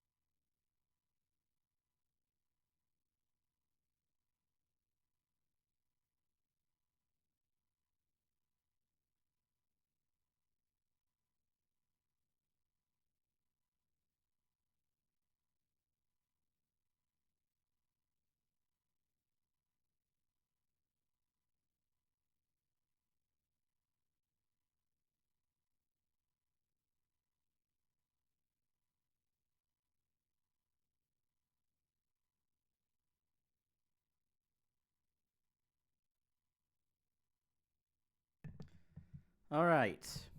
Here we are. Here we are. Let's go back.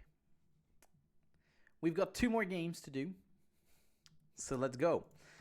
SK Millennium Game 2. So Game 1 was pretty well dominated by SK throughout. Their fights were really good.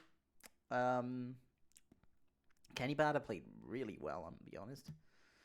And he seems very comfortable on his Kog'Maw, okay? Once I do remember him getting a triple kill with the Acathian Surprise, which was mind-boggling to me, because how do you get 3 kills with that? But he did, so there you go. And for some reason there's a package on Jezus, but anyway. There we go. Let's just move forward. Look, I don't think I have nothing against Jezus, okay?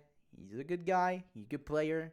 He's not the best player, but he's a good player. He's a good coach. There you go. I don't have much to say about him. I actually liked him a lot when he was playing on Fnatic as well in 2017.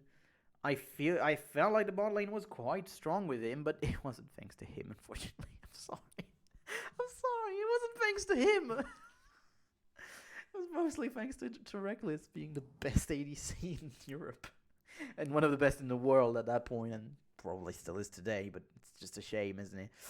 Look, I'm French, so I'm like ecstatic to have him in the French league, but how do you have Reckless, man? How can you do that? But also, 2023, boys.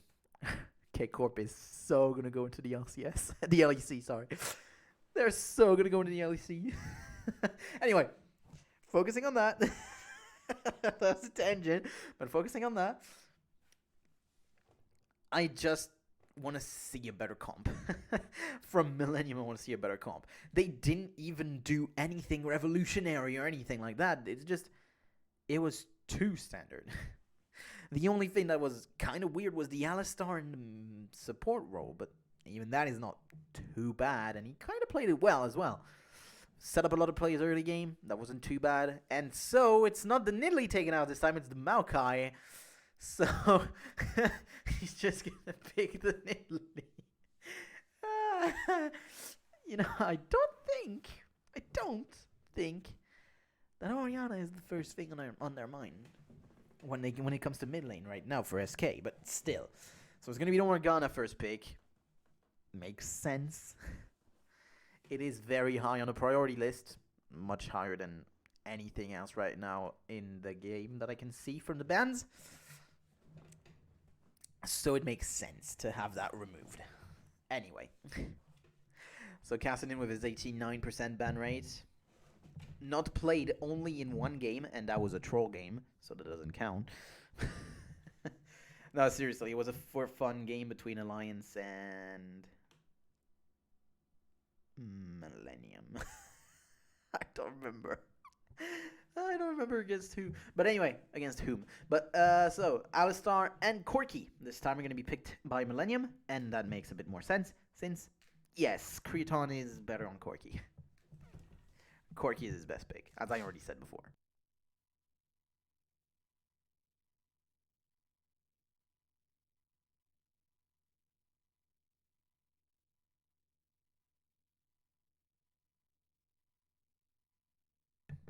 And for Candy Panda, his best pick is still his Kog'Maw. I'll say it. Kog'Maw is his best. As I said, I never saw anyone getting a triple kill with an Acathian Surprise, so there you go. I mean, I did see a Panta, but it was on one of those Chinese TikTok videos. Very weird. Very weird TikTok videos. If you know, you know. Anyway, it's going to be Elise for Svenskeren. That I don't like, but okay. No, I don't like that. I don't. Like, you could play that Kha'Zix again. You had a very good game on that. But now he's going with something very different, and that doesn't fit with the bot lane that they chose. They're going with early game dominant jungler alongside with a very late game Kog'Maw. It's a late game hyper carry, but instead you go with an early game jungler. Just go for the full scaling. Go for the full scaling comp. You saw that you could win with it anyway. And so Con next looking for that Jarvan probably again. Alongside another Aatrox for Kevin. So no, it's going to be changed at the last second towards that Evelyn. Got nerfed, by the way. All the dominant junglers got nerfed. And of course, it's going to be that Nidalee. And it's of course also going to be the Ahri. Probably. I mean, right now you have a lot of AP. I wouldn't go against a Zed. But no, it's going to be that. So you have 5 AP. But again, it's a bit iffy because, well, Nidalee doesn't really count in that, but it kind of does at the same time. It's weird. And so now you're missing the mid laner for Millennium. You already have a good amount of AD. Oh, that Fizz. Yeah, it's going to be Fizz. Fizz for Kerp, one of his signature picks. Of course, he goes with that. That makes sense. And again, so this time you have a 5 that are kind of high in AP on the side of SK Gaming. So if I see some... if I see some Sorcerer Shoes, I'm going to be pissed. I'm going to be so pissed. You have no idea how pissed I'm going to be. But I know it's going to happen at the same time because you're like, I have to carry. I have to do this. I have to be the carry. I have to get my boots. Dude, it's 18 Magic Pen. You're Fizz. You're going with Lich Bane anyway. You're going to be fine. And you're like the only real AP threat as well. So they're not going to build that much AP. You're going to be fine. You don't need the extra Magic Pen. You need, however, to stay alive to deal your damage. Maybe a bit of MR, maybe a bit of tenacity. That's nice. I'm sorry. There we go. I have still my cast for my ankle. It's not a cast. Let's call it an air cast. So I guess it's a cast. Because, yes, my sprain is still not healed. It's been 4 weeks. It's not healed fully. I'm feeling much better. I can walk easily, but going downstairs is a bit of a struggle. Anyway. As I said, though, yes, I favor SK again in the composition. But this time, Millennium have a bit more options. They're not as reliant on team fights this time as they were last game. Last game, they were team fights, and that's it. But not this game. And you have Connex starting with the blue pot. The blue pot from Connex. That's interesting. What it did signal for Diamond last time he actually went with that for Gambit, it signaled very early game aggression. He went in the jungle of Zenskaran and killed him, getting the blue buff at the same time. So that was very early game aggression. Will we see that from Connex? Well, we sure hope so, but I don't know. Also, this game is pretty short, isn't it? Yeah, it's quite short. It's 27 minutes. 28 minutes. So, that's not too long, at least. Okay. There's going to be maybe a bit of action then. Oh. Okay. We have Kenny Badass standing on his tier 1 turret. Sorry, tier 1. Millennium have done a bit for vision around the bottom lane. And Rated actually waiting for that ward to be taken out. I like that. He's waiting for the ward to be out when it comes to the vision. They know exactly where it is. So Rated is waiting for that one not to give away the positioning of the bottom lane. They don't want to tell you. It will still be known. The ward is still up. Rated went through with the ward still being up. So they know. So that was mind gamed, but at the same time, well, we fucked up. Whatever. Let's just do it. So, hey, well, whatever. Zenskaran gets his level 2, taking the blue buff down, not taking that much damage because of his spiderlings. Tanking for him. Doing the job for him. Just great. Anyway. Now you have Jerry that is going to be spotted. Yep, he spotted on that ward, so Jez is just going to play it safe. And what that does signal is that they know that in bot lane now that's a 2v1 for a bit of time. That's a 2v1 for a bit of time. Do they know that Cotton X is also there? They're going to be playing it respectfully. Not at all, actually. Pulverize is going to connect, and the binding connects onto Cotton X. If it went onto J Reed, that would have been fine, but on Cotton X, that's not at all fine. And so he just gets away with a flash after having used his flash. So it was just a trade of flash and ignite. But that was a good pulverized flash. That was not a flash pulverize. That was a pulverized flash. Not something you see often at that time. Nowadays, yes, it's kind of common. But back then, it wasn't really common. And still, I think that my friend is a beast whenever he does it with his Alistar. Okay. I really do, by the way. Oh, that was a nice trickster. Nice playful trickster. Used right as he went, as the Foxfire went onto him by Jez's. Yes, that's the name of the W from Ari, by the way. Foxfire. Did someone say Naruto? I don't know. I'm sorry.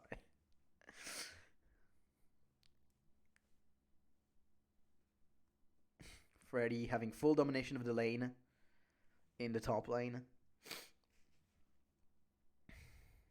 Again, all the camps of Cotton X were taken out. So, not having that great of a time here. While Svenskeren is already 6 CS ahead. Cotton X now actually getting onto Freddy. Ooh, the slow connects. And the pounce from Kevin also connects. First blood over to Millennium and Cotton X himself. Getting himself back into this game. And that was nice because he needed it with the blue pot. He really did need it with the blue pot.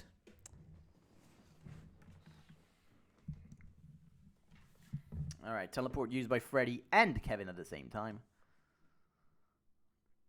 I know it's not pounce for him. I think it's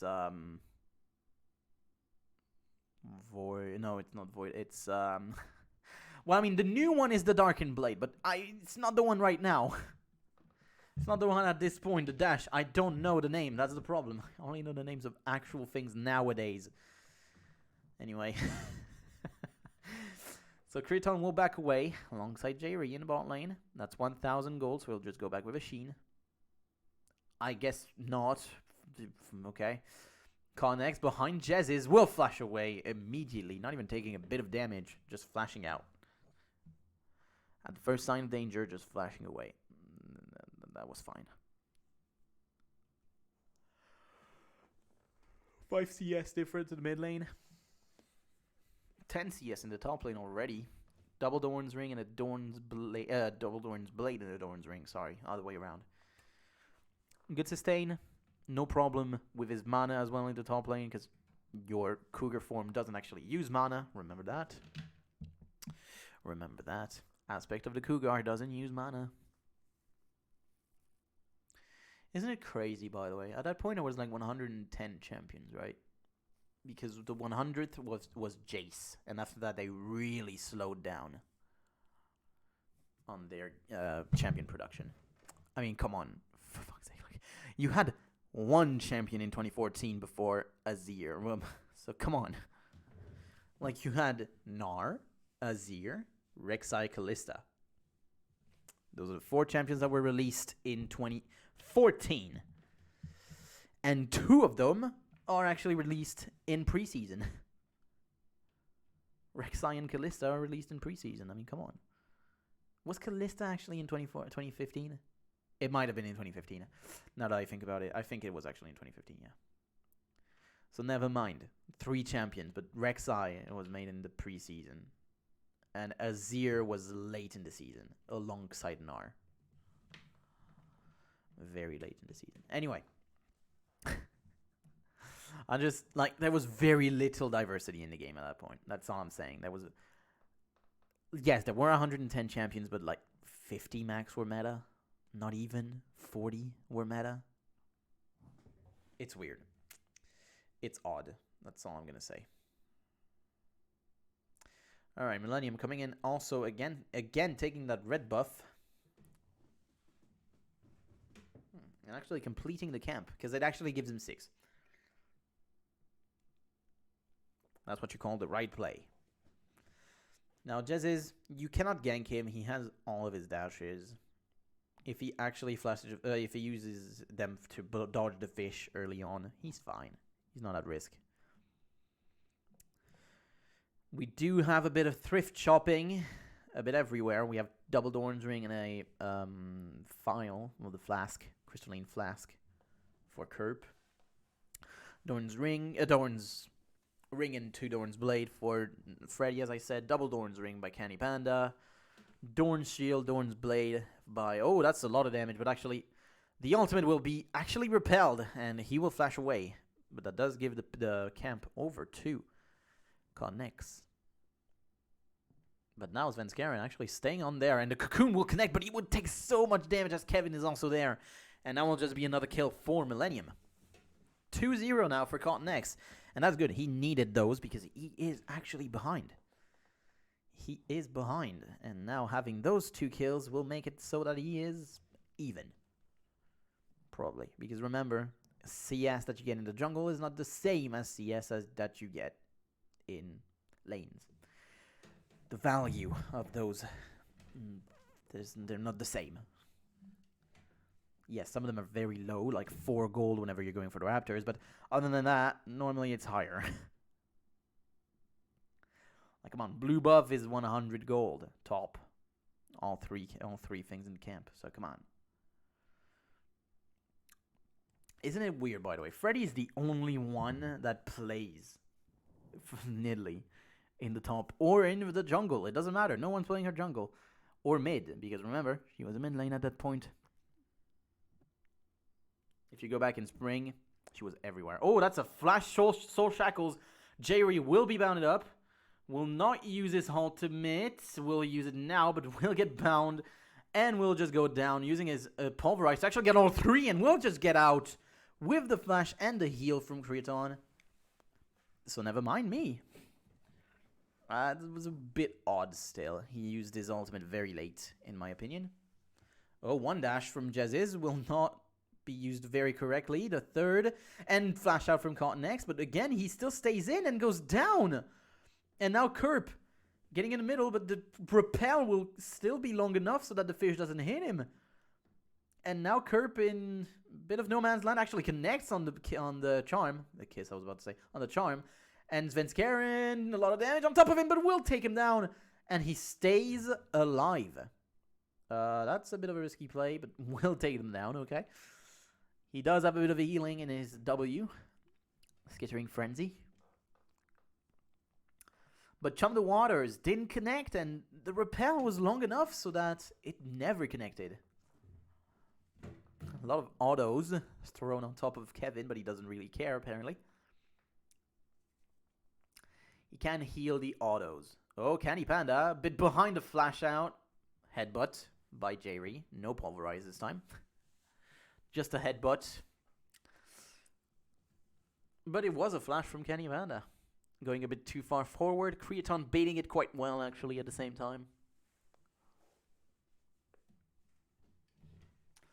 So you have a Sheen onto him. Now Freddy actually going to dodge the high zone, but still the ultimate of Cotnex connects. But he will be able to pounce away and will be fine. So Freddy, under a bit of pressure, will just flash out and be fine, as I stated. You have that Sheen onto Kerp now, but he is behind. Kerp is behind. Maybe not in CS, but that kill for Jez is alongside an assist. That is putting him behind now. There is more needed than just that, but still. Next will take a lot of damage. Svenskeren will just take him down probably. 1 Neurotoxin or Venomous Bite will take him down. There you go. And Svenskeren now putting the pressure onto Cotton-X, who hasn't completed his jungle item. Importantly enough, that's a lot of damage onto Kevin. Now the jump, and now that's not enough to take him down. Ooh, flashing out of the javelin toss. But he is between Freddy and Sven. And now not going to be in a great spot. The dash will not be good enough. It will just be a passive, as he will come back with half health. But still, the passive is already good to get if you're SK. And so there you go. SK in a good spot. Once again, they are 1,000 gold up. The Drake is still up again. And look at the damage that Creaton's taking. He is not having a good time in that bot lane. 100%. I think it would be an understatement to say that. Now, Kerp looking towards the bot lane. He will be behind them. But look at Creaton. He goes down. No, the last tick does not actually finish him. And now you have Kerp behind on SK. And Soul Shackles will connect onto J-Ree. So he has to go out a bit. Chum the Waters will not be enough. And then Rated and Candy Panda get out. Both without flash. And that will be a mid-turret. 4 Jezzes at the same time. That was a very nice play for SK. Very, very nice play. They a bit uninspired from Millennium, really. I mean, yes, Curb coming in there, that was fine, but they went very early, didn't they? Or maybe that was a binding connecting onto Creaton, so he had to go out, taking a lot of damage.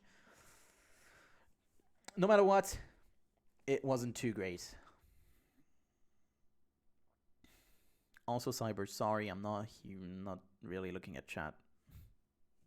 But sure, you found a masterpiece on YouTube. Teleport coming in from Millennium. They are looking to contest that. The ultimate from Cotnex actually connecting on lots. And Rated will go down. And Candy Pen also doesn't have a flash, so will also go down. Jez is using his dashes. Oh, the Kathian Surprise finishes the kill onto Cotnex.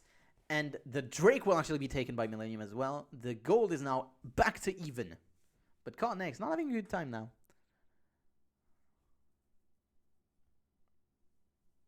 I'm sorry, Cyber. I'm trying to do my my practice for this. Because I like it.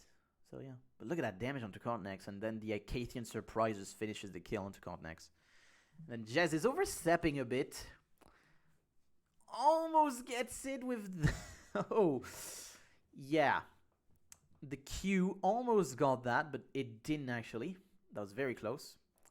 And another turret will be taken down for SK. Top lane, Freddy takes that one for 30 CS up.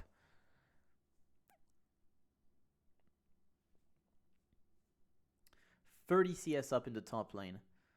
Even in other lanes, pretty much. Only 15 CS in the mid lane. However, jungle, that's a jungle diff. That is what you would call a jungle diff. 1-0 and 3 for Kevin. Having a fine time when it comes to fight, but of course he would be always struggling when it comes to the lane against the Nidalee. You would never have a good time. Nidalee is really oppressive, and with the pounce, you can't really go on top of her as well. She is very hard to get on top of. But again, if anyone would, Aatrox would. Yeah, sure. On a 1v1 though, never. You do need help from Cotnex if you want to get somewhere with that. Look at that damage, just like that. Just taking a huge chunk out of Kevin. He didn't use his ultimate, Kevin, and he has again the passive up. Oh, and now Freddy flashes away and will be fine. That's all that's going to happen with that one. Now, what I do like to see are those 4 pink wards that are placed on the river for SK as well. This is good defensive vision on the river. Of course, there's no Scuttle Crab at that point in 2014. There is no Scuttle Crab.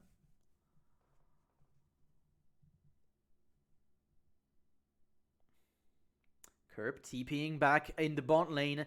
That is nice. That is behind them all. And Candy Panda will just flash away from Chum the Waters. And Rated also flashing away. And no one dies for now. Millennium did get the top turret at the same time. But now Millennium Kerp in no man's land. And Venomous Bite takes him down. Gets a chomp out of the fish. Fish Yordle. I don't know. You want to play. I don't I don't know, fish yordle, yordle fish. Okay. And now, SK have all tier 1 turrets. A lot more damage thrown on top of that tier 2 as well. They still have 1 creep up. So there you go. The turret is down. That is the outer turret, the inner turret, sorry, in the bot lane, as well as the outer. But it was traded for a top turret for Millennium, but that's it, really. And that was a kill as well in the middle of that. And now Jez is coming in from behind. Kevin and Cottonex caught in between Freddy and Jez is. And now a lot of damage onto Cottonex. Will be able to go out. Oh, the charm doesn't connect. But still, that's a lot of damage. Kevin, will he be able to get out? Yes, because Freddy is looking for him, but will not get him. And that was a nice recall spot when you know where they are on the other side. But again, another net gain for SK. Now, whoa! Oh, and the black shield right after, and now Jerry. Oh, that was tragic. That was tragic. Flashes onto the charm. And then N-rated comes in, so the headbutt pulverize is negated by the black shield. Oh, that was heartbreaking. And that is actually significant, because again, that's more damage onto that turret. And now Kerp is spotted behind. He is with that vision ward. Pink ward. Cottonex spotted. Will get bound. Kerp coming in also on the side. He has chummed the waters. Doesn't want to use it though. They're a bit too close to one another. And there is a black shield also. Still a black shield. And that's going to be another tier 2 turret taken by SK. Now 4,000 gold up. In a very good position to finish this game already. We're 19 minutes in. This game has been much more explosive than the first. And now everyone's backing. Everyone is backing up for on the side of Millennium. They have been caught with their pens down. And that is going to be a tier 3 in the top lane. Now Sven, the pulverize doesn't connect. Ultimate thrown in from Kerp and Jayri, but that will not result to anything. Connex coming in onto the side, but now this is not a good fight for Millennium. They are a bit, their attack is sparse. They're not going in at the same time, all of them, and now SK just get away. That's a tier 3 in the top lane, and SK just get away without losing anything on their own side. And Freddy could also TP to try and defend that turret. No, it should go down, actually. The turret should go down. There are 4 coming in out towards that one. So at least they get something here, a bit of a trade. Nothing is for free. You know it. In the game, nothing is for free. You always have something that can be traded on the map normally. And now Millennium, right on the timing for the Drake. They're going to start that one immediately. A lot of damage on top of it already. And now Connex going to be able to get it. Jerry a bit left alone right now to try and defend it. And he will be hit by Javelin Toss. And now Freddy's just going to jump on him and get him down. You do have Connex that is also a bit caught out. Millennium, Creaton has to flash away. And you have both Kerp and Connex in no man's land. But they will be able to back away. As SK are looking for other stuff on the map. Like, for example, a tier 2 in mid lane. Their last tier 2 turret. And then you'd pressure the inhibitor turrets. Not the Nexus turret. The inhibitor turrets. Still, though, you cannot sniff at the damage that a Nidalee does, even while Bruiser. That's the thing. Even if she's Bruiser, the damage from the Javelin Toss is always nice. It's never going to be insignificant. Now, red buff given over to Candy Panda.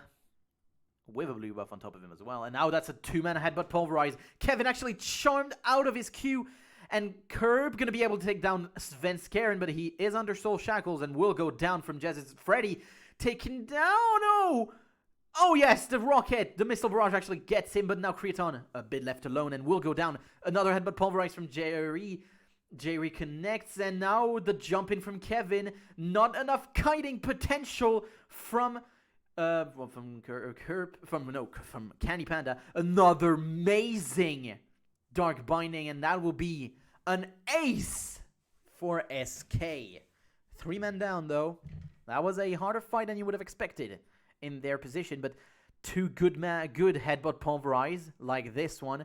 But look at that. The charm connects onto Kevin just as he jumps in, because that would have been devastating. Still, though, they were a bit all over the place. Just if you look at that fight, they were a bit all over the place. And now Creaton getting that kill, yes, but will always be traded by Candy Panda. And then another headbutt pulverize onto Jez's, flashes away. Then Candy Panda gets singled out. Jerry is left to go rot on his own side. Then the Acathian Surprise gets another kill onto Codnex. And then the Binding. And Jez is able to finish this kill. Overall, just great fights from SK. A bit all over the place again for Millennium. They are decisive in their play. They know what they want to do, but they're not executing it in a way that's satisfying most of the time. And they're also a bit unlucky, let's be honest. The lock binding connecting onto Enrated, but then the pulverize not connecting this time, and Jerry will have to flash away. Kerp left a bit on the side now. Doesn't have the Trickster, but he did here, and he barely stays alive after a crit from Freddy Connects. That was close, and also very unlucky once again, because Trinity Force is 15% crit chance, I think, maybe even 10. So still, that's very unlucky. Imagine if he died on top of that. No, still. Okay. Next, left on the side, will use his ultimate, but is a bit left alone, and no one from Millennium jumps in with him. That just means that this is a free kill, and now free damage on that inhibitor turret, and the inhibitor will also go down, probably. Yes, the inhibitor also goes down, and they have another one open in the top lane. Two men coming in with home guards, though. Will that change anything? I don't think so. Cocoon connects onto J-Re. Will go in, headbutt pulverize onto Enrated, but only Enrated, and now he is very low and will go down Neurotoxin onto Creaton as well. And now Kevin jumps in, actually gets Enrated, but also both Kerp and him already go down. That's a double kill over to Kenny Panda, and that's 2 inhibs down, and that's basically game. This game has jumped the shark. It went from 0 to 100 very quickly, and it never slowed down, and it also was kind of chaotic. It was really chaotic. Very little positioning play. Like, that play in the mid lane was happening for no real reason. You know, the fight in the mid lane. This one is to try and defend. Okay, that one okay. But the one before that, well, we are a bit in the definition of a fiesta, and Kerp misses the shark. He misses the Chum the Waters, and then Kevin just tries to trade something. Does get Enrated down, but then no one else is able to do anything. The fight actually was kind of long, and Cottonex respawned. But he didn't have his ultimate, didn't have his flash, so he couldn't do anything anyway. Even if he got in, there was nothing that he could do. And now with 2 inhibs, you're looking to pressure the 3rd inhib, but that would require maybe a Baron. Freddy jumping onto Kerp, dealing a lot of damage. Chum the Waters connects on top of him, though. The Javelin toss, good damage onto him. He's actually spotted. Will go back onto Nidalee, but will not be able to, as she just pounced away. And that will be another kill given over to Kenny Panda. 7, 2, and 5. Another very nice performance from him. And now, how do you defend this inhibitor again? If they get all 3 inhibitors, this is GG. And of course, also, Jez's 6, 0, and 5. We have to talk about that. Also having a good performance, but it is something you wait when you see him on Ahri. He is an Ahri player. He's not as good on anything else, but Ahri is a good one for him. Connect trying to get in there, not going to be able to use his ultimate. I'm wondering if it's actually called Last Caress, okay? I don't know if it is, so I'm not going to say the name of the ultimate. Little by little, SK are going to chip away at that turret. Jerry going to be hit by the charm and will use his ultimate. A bit preemptively and a bit, out of sync again. Millennium have not looked good whenever it came to fighting. They've always been a bit out of sync with one another here. It has always been the case, but it is very, very prevalent where they're going against a team that knows how to team fight against them. And SK know how to team fight. They know quite effectively how to team fight. Because, yes, as a 5-man unit, they have always been the strongest, but they have always lacked a bit in abilities. Oh my god, that's a lot of damage onto Curb. Now, the Shadow Warriors did connect onto Genesis, but he's already out of sight. And now Cotnex will be taken down by Soul Shackles. Chomp connects onto Creaton, a lot of damage on top of him, but will be able to get away. But that is a third inhibitor, and that's everything down. And now another pounce from Freddy. Actually hit by a Blade of the Moon King. Will go on to Freddy again. Kerp will take him down. And again, another kill, actually. Double kill for Kerp, but will go down from Kenny Panda. And now J-Ree also goes down. Double kill for Kenny Panda as well now. And both Nexus turrets are out. Jesus takes down Cotnex and stays alive at the same time. The passive goes down. And that is game number 2. Also for SK Gaming. 2-0. Whew. All right. That was nice. I think I'm actually getting a bit better. Like, slowly but surely, we're getting better in there. Okay, I just want to look at the length of the game. This one's a bit longer. We're starting around 7:50 until 48. So that's a 41-minute game. Okay. I'm going to rest my voice for 5 minutes. Actually, no, 2. But still, I'm going to rest my voice a bit. Whew.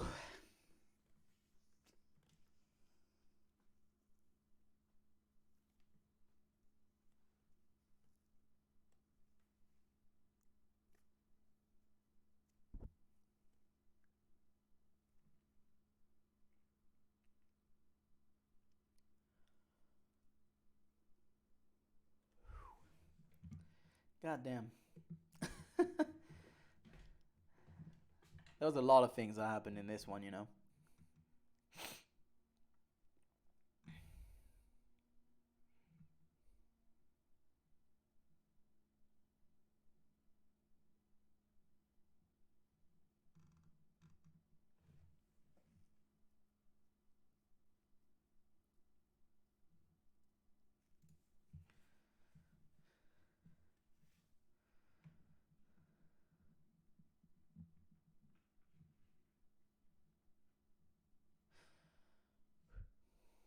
No, I'm sorry. I'm going to look at that in a bit. Okay, I'm actually going to pause it for a second. Okay, I'm sorry.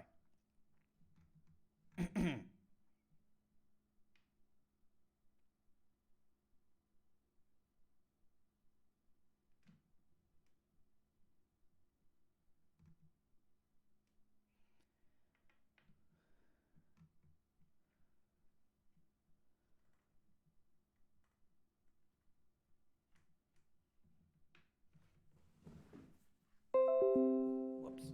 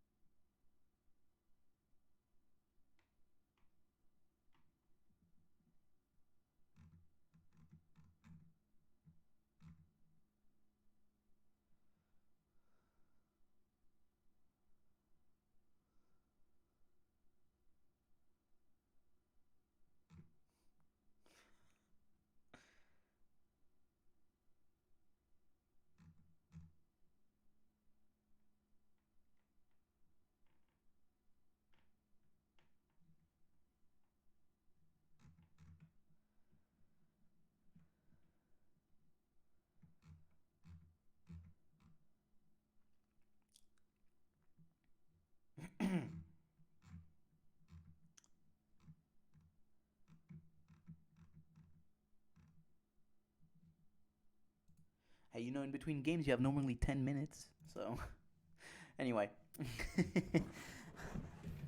All right. Game 4 of the day. But game 3 between SK and Millennium. So, we're apparently seeing the same bands again. And Millennium again on the red side. I do know that they won the counter pick for Kerp every time. But, man. And now this time, they let both Maokai and Nidalee out. But they don't play Nidalee. The only team that plays Nidalee is SK. So, I mean, they're just going to pick the Maokai again, aren't they? They're just going to pick the Maokai. Because they don't play Nidalee.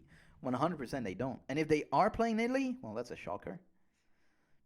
So to me, that just signals a Maokai first pick again. And if you don't, that's kind of weird. I haven't seen the M as the first one. Oh, no, I have. Okay, that's good. All right. I thought that he didn't go for the M. But actually, yeah, no, it's reversed. So, yeah, no, the M, he went for the down. He went down on the keyboard. So, yes, it was Maokai. There we go. Maokai first pick. Is this actually going to be a Swain? Is this actually going to be a Swain? Are you kidding me? I do know he's played once. Actually. Okay, no. Kog'Maw, Morgana. That makes more sense.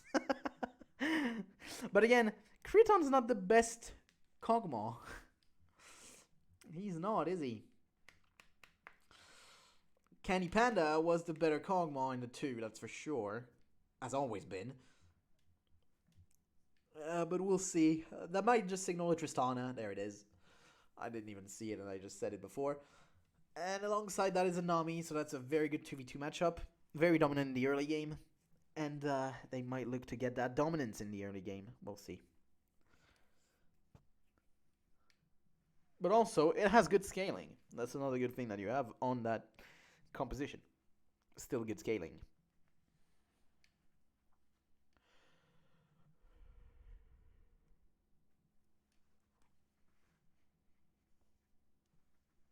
Oh, no, that's a Lee Sin. That's a Lee Sin. He got nerfed also. He got nerfed only on his W, to be honest, so that wasn't that big of a nerf, but still, he was nerfed, and I don't like Lee Sin. I think you know that anyway. But that is, this time, an Alistar top.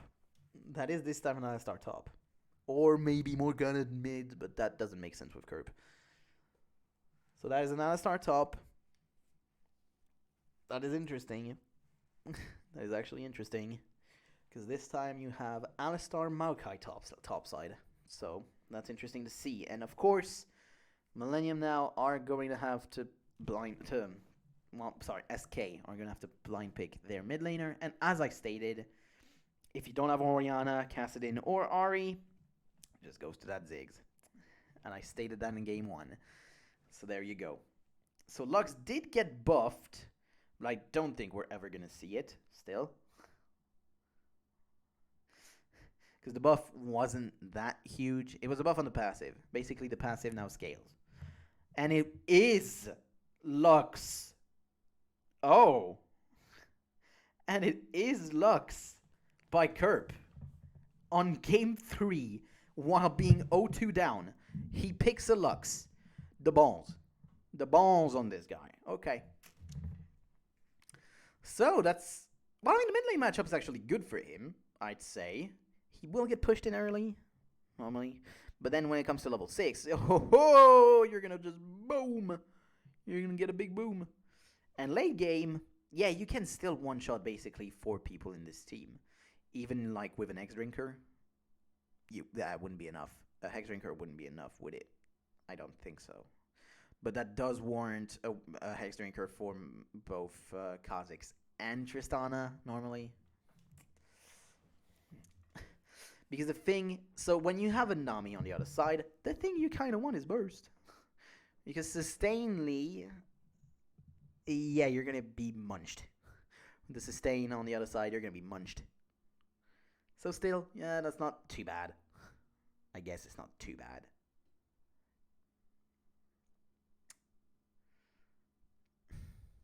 This is the first time, by the way, that I do like 3.5 hours of this kind of stream, because I wanted to try myself at doing a bit more endurance style for that.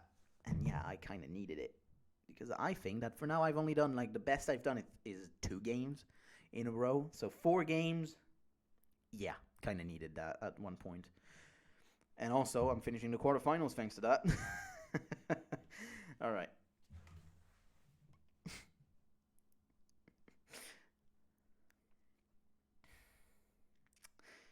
So, Millennium looking to go all 5. They're going all 5 in that bush. On that bottom bush from River. Mid lane. So they're going to go for an invade in their in the jungle here, and Rated flash, and then Rated has the flash himself. So that's just a trade of flash. Trade of flashes. And who does that really favor? Well, Millennium, more likely. Just because of the fact that, yes, you have a Dark Binding. So, yes. But again, on the other side, you have the bubble.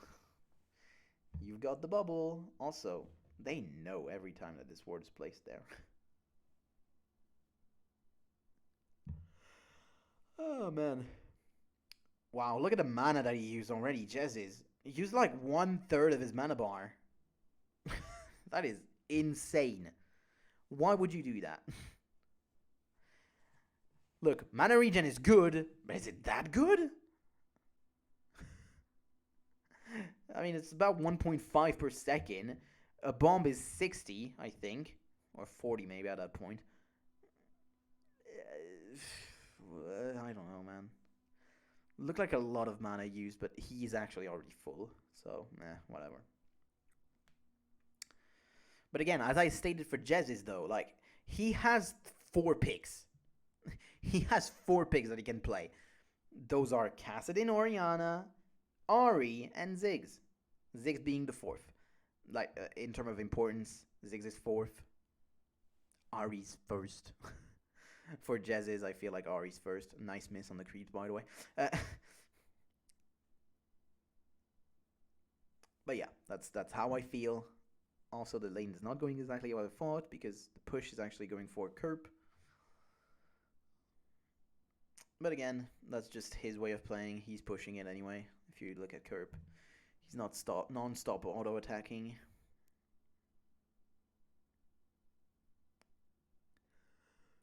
So he's always looking to get the push. But this time you're on Lux, so you're not going to get much done on the map. So mid lane is just going to be another one of those snooze farm fests. Good damage onto Creaton, actually, with that explosive shot as well on top of him. I know it's not actually the name, I think, of the capacity back then. The ability back then, but it is the new one, so, you know. No, ebb and flow. That's a good amount of damage onto J Reeve with the ebb and flow from then rated. Training with autos. Oh, the bubble doesn't connect this time, and then rated. Will be traded a bit. Now Cotnex coming in. The flash in to get the Sonic Wave, but it will just not be enough with the heal used from Kenny Panda. He just gets away. He just gets away, and they're going to be able to heal back up with ebb and flow. So that was just a flash from Cotnex and a heal traded for that. Okay. I mean, you'll take that if you're SK, I think. Much less pressure from Cotnex, but with that flash expanded.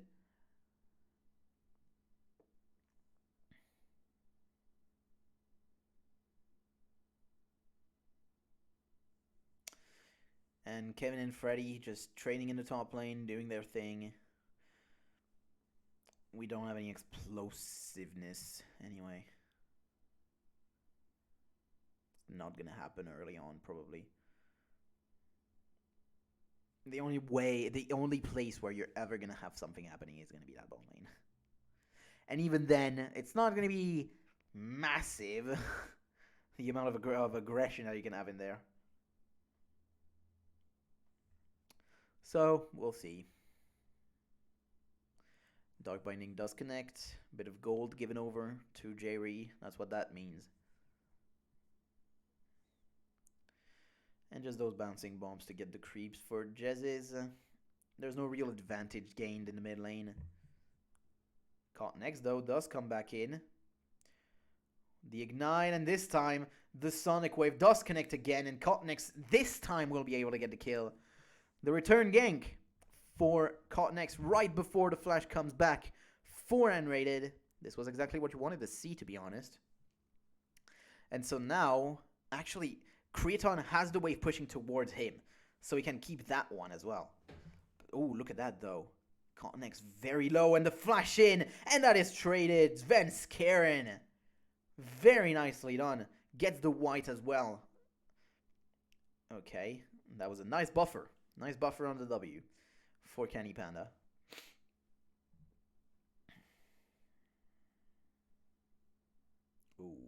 good amount of damage. But again, the main thing is, well, the damage doesn't really matter. What matters here is creeps. Getting the most amount of creeps for you. And right now, Freddy is not actually having that.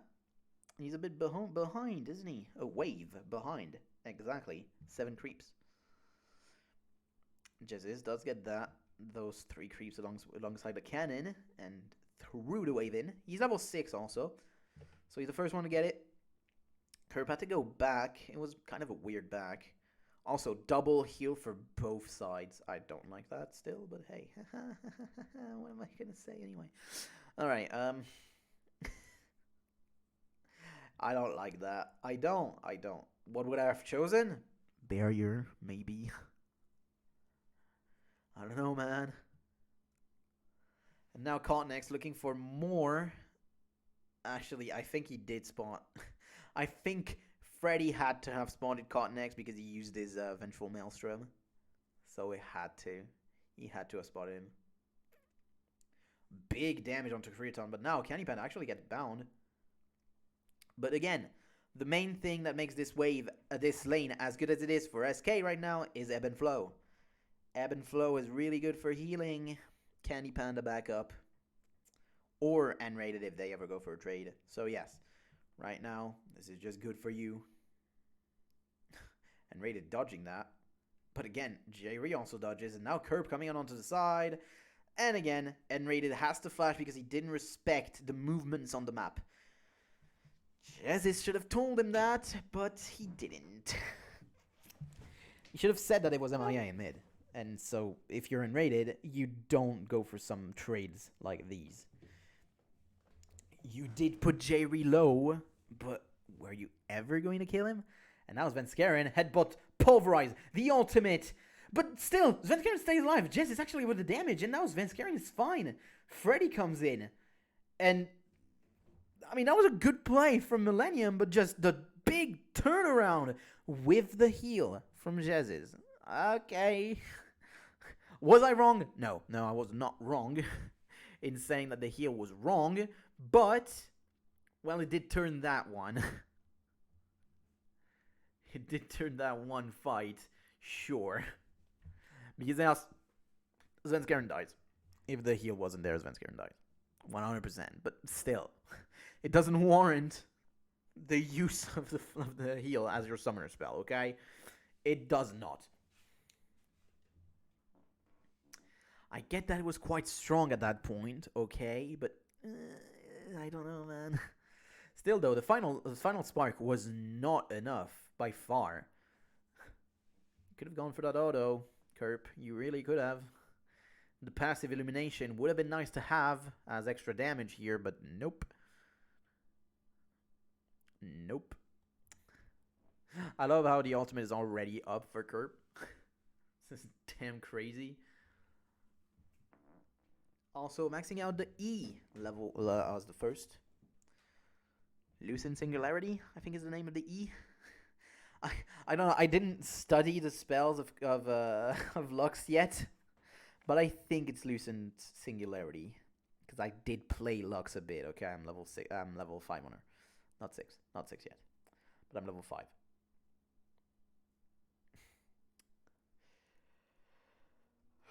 But I mean, if I knew all the spells of all the ones that I play up to from level 5 onward, nah, I don't. Also, Connex was spotted on that, and Rated doesn't connect, and now Svenskeren's also spotted on the ward. So this time, that play will not happen normally. As Connex does spot Svenskeren this time.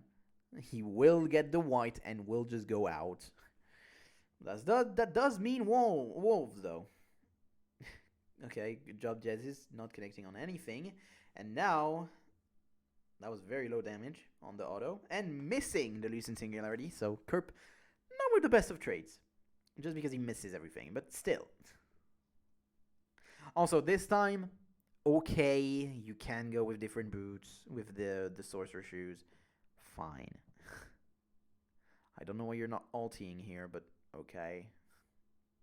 You know your cooldown's like 60 seconds. You could, you know? I love also when early game junglers just get countered easily. Like, there is no resistance from Cotton X when he comes against Svenskeren. No resistance. There's nothing he can do. Ooh, big damage thrown on both sides, and Candy Panda actually getting the worst of it. But again, ebb and flow. You'll just see ebb and flow, and it'll heal him back up. Cotton X looking towards the bot lane, but spotted on a ward on the Drake, so they'll just play respectfully. Svenskeren spotted, but Kevin using his ultimate. Pulverize does get both of them. That's Freddy. No mana. Oh, this is a bad play now, and both of them have to take the turret because, again, the item. Oh, the flash in, and now Kevin goes down. Svenskeren's play here was very aggressive. The bomb doesn't connect, actually, and Jerry gets thrown on top of Enrated with the soul shackles. The binding connects. Enrated dead. Curve gets that one. But the trade will be that turret. So that was a 1-for-1 with turret traded. Will it be the Drake at the same time? It looks like it might be. No, there's a teleport, though, coming in. Double teleport with both Kevin and Freddy getting in there, getting in the action. So that's a 5-on-3. If they want to go for that, that's a 5-on-3. And they don't seem like Millennium want to get it, but now Freddy actually getting singled out a bit. And oh, the trade between Freddy and Cotton X. Candy Panda has to jump away, but still, no Drake taken thanks to that play. With Freddy trading it with I was about to call it Slicing Maelstrom, the Vengeful Maelstrom from Freddy. So yeah, 1-on-1, 1-for-1 on that trade. So in total, it's a 2-for-1 with turret in the top lane. So, good play. Good play for SK. Now Svenskeren, no real mana, but they are looking for that Drake still, as both solo laners are very low. There's nothing they can do. There's nothing that the both solo lanes can do. Maybe a final spark from Kerb. So that's what probably SK are thinking too. They're like, if there's Kerb's ultimate, we might be in a bad spot. So let's not go for that one. Let's play it safe. We don't have all of our stats yet. We don't have our tank with us or anything. So let's play it safe. They know we're here. Let's wait. That's what they do. They wait. Now we have a Rod of Ages on Freddy. So that's going to stack for the next 10 minutes. 9 now probably as well. But still. Kevin looking for that Trinity Force. Not getting it yet. But he's going to soon.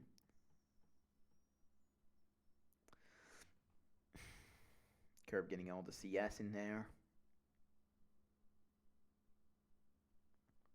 Exactly even in the bot lane. And basically every lane is even in CS. But jungle is a big jungle diff. That is a massive jungle diff. Svenskeren has had Cotton X's number all the time here. For all the time here, he had the number of Cotton X, and now Cotton X is actually in the top side. When everyone else is in here, the Dark Binding will connect onto Svenskeren, but the bubble will not onto J-Re thanks to a little something called, oh, I don't know, Black Shield. And then Svenskeren also taking a bunch more damage from Lucent Singularity. Traded a bit onto Curb though, to be honest. Starting a blue buff. Still has the final spark. Another Dark Binding connects onto Svenskeren. Another good amount of damage. With the Living Artillery as well thrown in from Creton.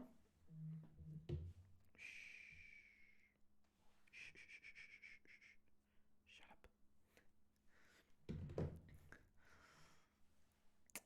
But yeah, okay, now this time Kevin goes on to Freddy for some reason, and it's just traded back. It's just immediately traded back. I mean, there was no way anyone would die in the top lane without some help. No one would die in the top lane without help. Okay, no way. Also, Candy Panda knew that Cotton X was there thanks to the ward. And if we're looking at vision all around, it's very sparse, but for some reason, Millennium have a lot of defensive vision. Black Shield helps out against that bubble.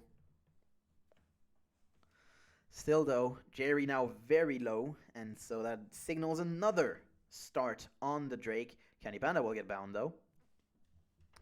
But this time, no real resistance. That is a Drake taken down. Damage onto Candy Panda will just flash away after having used the rocket jump, and now they're looking for the trade more and flash away from Cotton X with an Ignite running on top of him, but will still be fine. And on the other side, the fight didn't really go anywhere as well, so status quo in this one right here. There's nothing really going on, and we might be looking for an eye edge on Candy Panda right now, thanks to the Dragon Gold. Curb didn't even use his ultimate, but he wasn't even 11, so it wouldn't have stolen anything, let's be honest. A lot of damage on top of Curb again, and Jerry still, again, blinking red. Blinking red health bar, again. Oh, Svenskeren will jump onto Kevin. That's a lot of damage onto him, and I'm sorry, my voice is starting to die a bit. Not in the best of shape, my voice now. Still, though, I'm going to finish this game, and we're going to have fun. I'm going to be like D-Man, you know, at, what was it, a DreamHack? When CLG and CLG EU and Moscow 5 faced off in a 65-minute game. I'm going to be like them. I'm going to be like that and just, you know, whatever. My voice is going to be fine. Seriously, though, now you have an advantage in the top lane for creeps. I don't think... Did Kevin farm in the last 10 minutes? I'm kidding a bit for the 10 minutes. But other than that, not really. He's 30 CS down now. They were even like 5 minutes ago. And Rated doesn't have the tidal wave yet. He will have it very shortly. Now he does, but see, he didn't have it at that point when I said it. So, yeah. But again, though, Kevin now 20 CS behind, 25-ish. Does leave him in a bit of a drought. Still not having that Trinity Force because he opted for Moby Boots instead of finishing it. So he is in a power drought when it comes, well, compared, you know, when you compare it against Freddy, who has had a good curve in power, now has his fully completed row, I think it's on like 5 stacks now, maybe 4. And now having a Giant's Belt, he's looking okay. He is looking quite okay. Now you've also 10 CS in the bot lane, but I think the wave is just punching back on top of him, so he's going to get like 5 of those, maybe all of them. That's what I'm saying. But now with that one, no he won't. He will miss those 2. Oh, okay, no he won't. That's fine. He got all of them. Still though, 8 CS behind, that's like a wave. But the main difference is again, junglers. And as I said, Hex Drinker for Svenskeren. And I am expecting the one as a defensive item also for Kenny Pan. Actually, no. Banshee's Veil is a thing. I forgot about that. Banshee's Veil is a thing. A lot of damage onto Cotton X now. Svenskeren really having his number.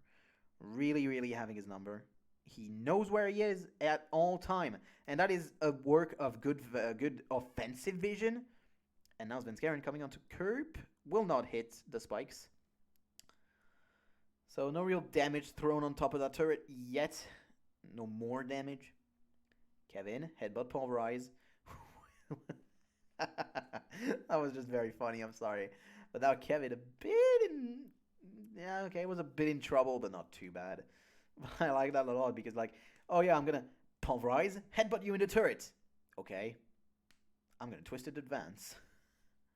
Oh, and now Freddy onto Cotton X. Gives away the red buff. Oh, flash away.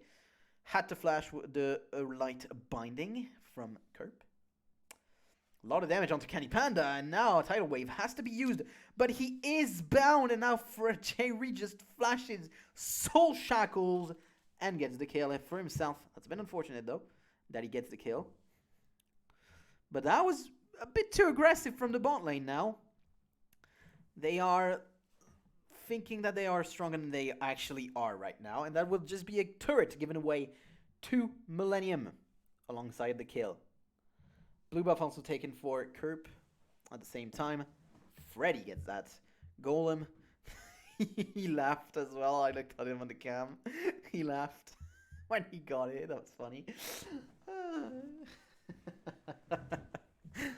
Anyway, 20 minutes in.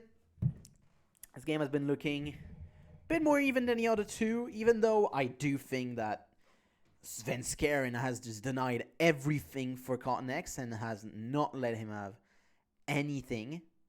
Like, seriously, he has denied him on every occasion he had. And every occasion he had were a lot of them. He had a lot of occasions. He invaded like 4 times already. Went on the blue side jungle multiple times.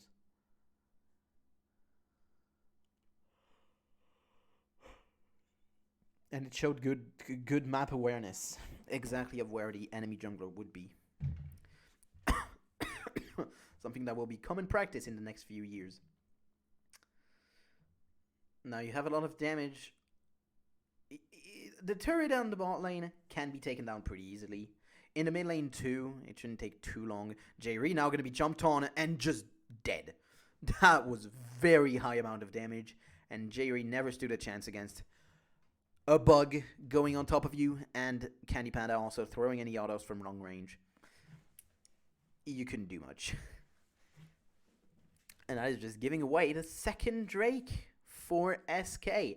And again, that was another good vision play. Like, this has been maybe the best game when it comes to vision. And now Kerp, not going to be hit by the minefield. Now, that's a tidal wave, though. It will connect. He doesn't actually flash it, and he will just go down. He had to flash that one. Now, Connex will have to use the kick to get out. The Dragon's Rage kick to get out, and he just does.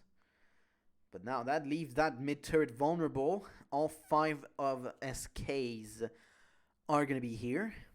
And they're just going to take down that turret. That's a mid-tier 1 taken down.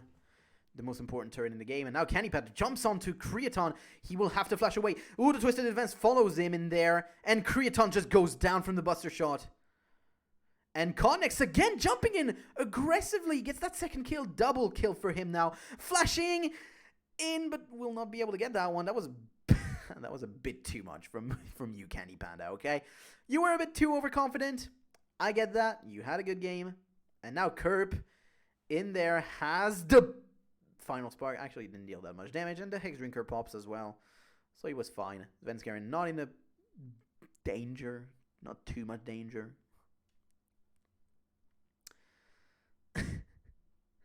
Svenskeren not hit with the binding. We'll just jump away. No, overall now, that was a huge swing in power. But the balls on Candy Panda, just look at that. Jumping in with the rocket jump and then not stopping. He continues. He has the Nami for support. He says, oh yeah, I can get that. And then, there's a Dark Binding and a very angry cow on top of you. Am I actually getting a bit better at that? I feel like I am. I feel like I am getting a bit better. And my calls are a bit more decisive, I would say. This was probably the best few calls that I've had when it comes to team fights and things like this. So I'm happy. I'm happy with the session already. That I've been able to see improvements. Now Kevin going to be jumped on by both Svenskeren and Freddy. The Twisted Advance does go on top of him with the Pulverize on the other side. Kevin doesn't have the ultimate yet. It's very close to being there, but that just means that he goes down and Rated takes the whole burst from Kerp, but it is not enough to take him down. That's the support that you were not able to 100-0. So right now, you're not 100-0ing anyone.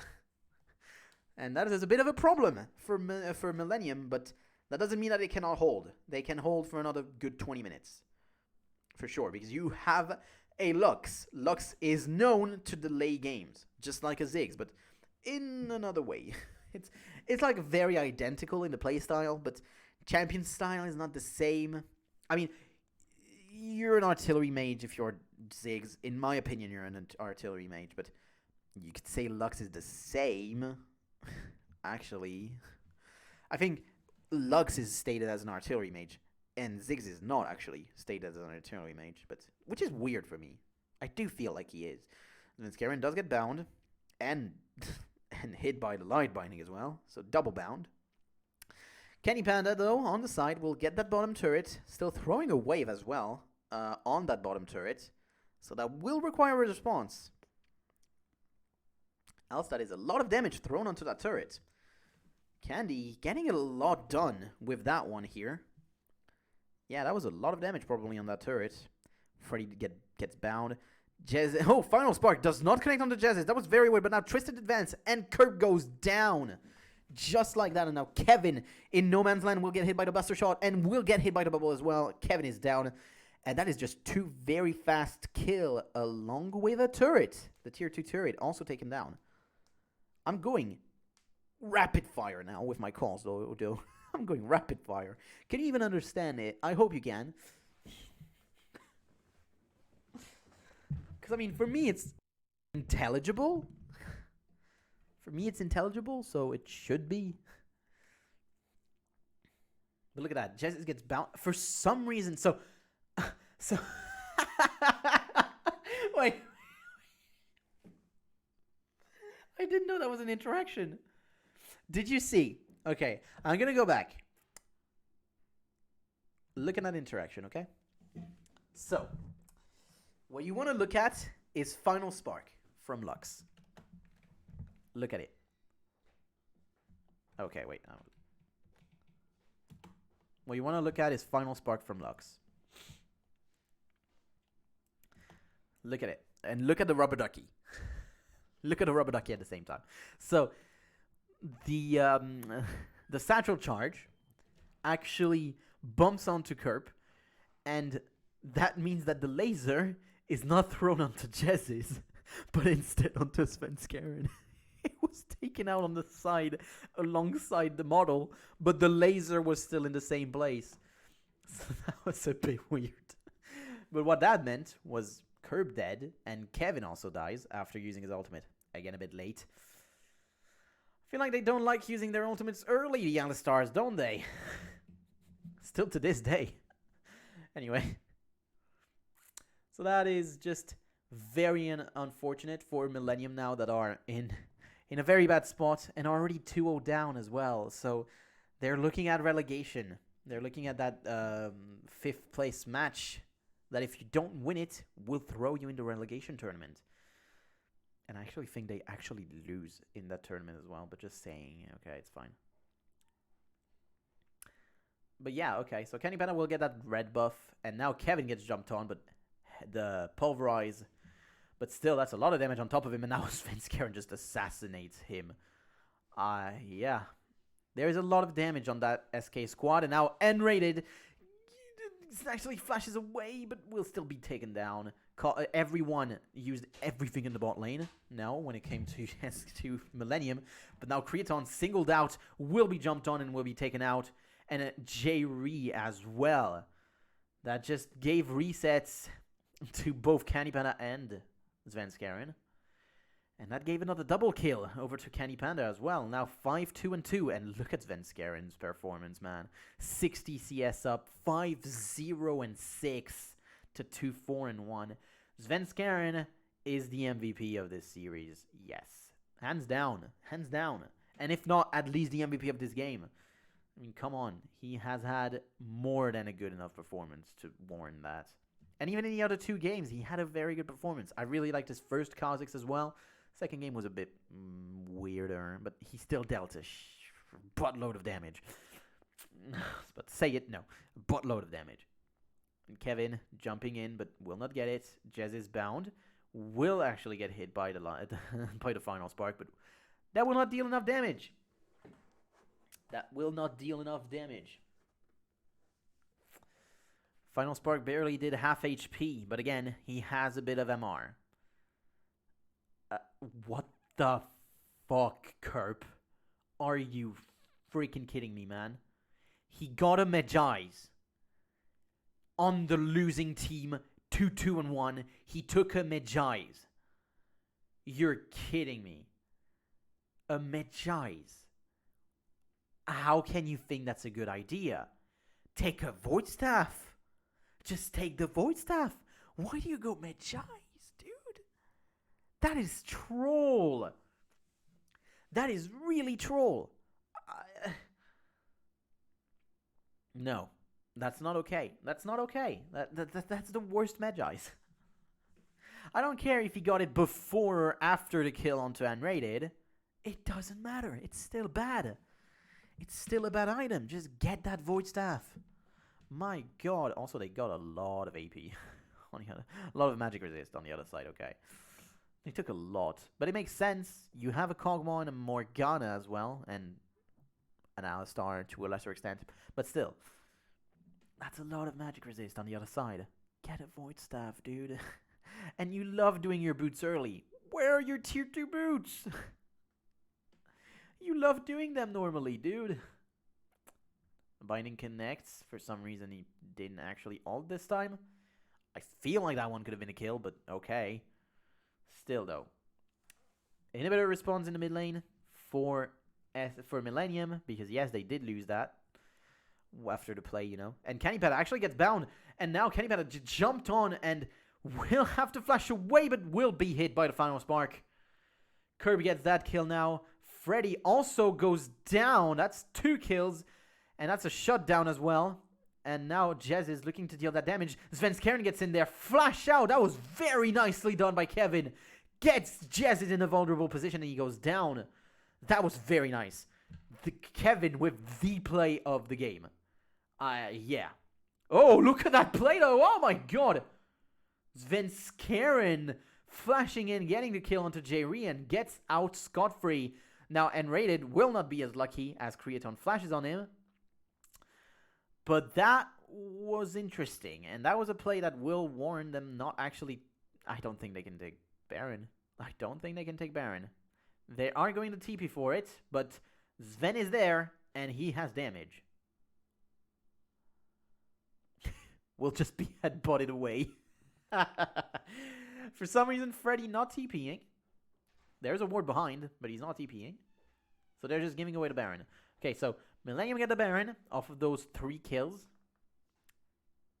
4 kills, actually. So this is not a bad play. And the one thing I want to look at... Okay, so that was a flash from Jayri. Kennypeta stays way too close.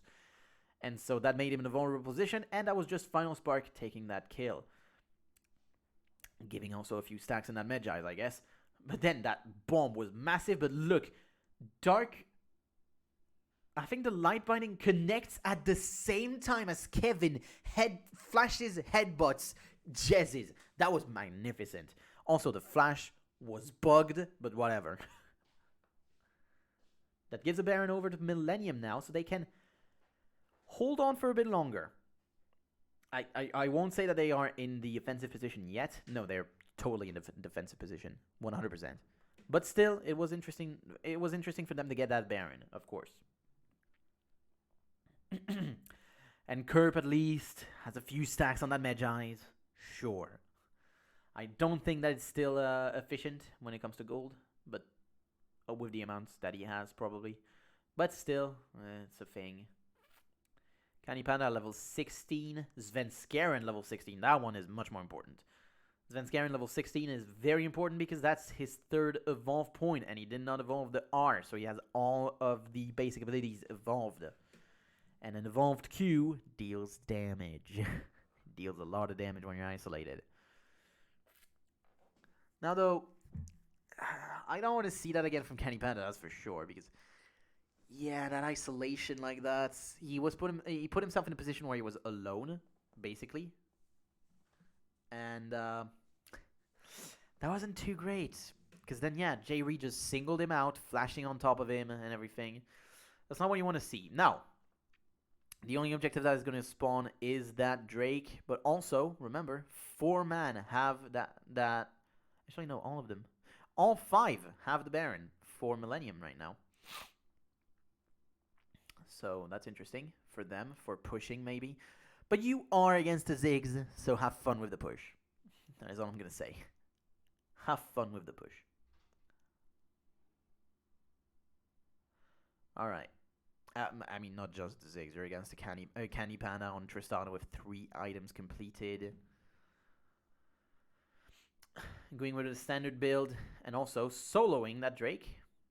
Dealing more than enough damage and not taking damage because of the Bloodthirster. So you're fine if you are Candy Panda.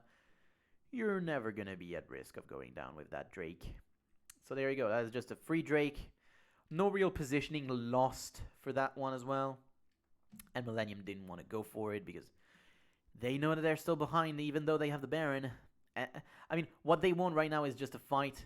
It is just SK to come and fight them. Right now, you cannot go for the fight yourself because they're going to just play it out slowly, play on the turret, and play it cool if you're SK right now because they have the Baron. But yeah, Millennium want them to go in, but they're never going to do it. And SK are known to be a very defensive team as well, so they're not going to go forward. A bit of damage onto Freddy. He will just use his passive to get back up anyway, so that is not important. It's not important damage.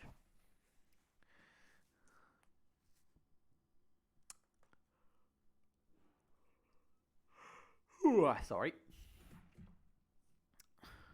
Jazz is using his ultimate. That was very nice.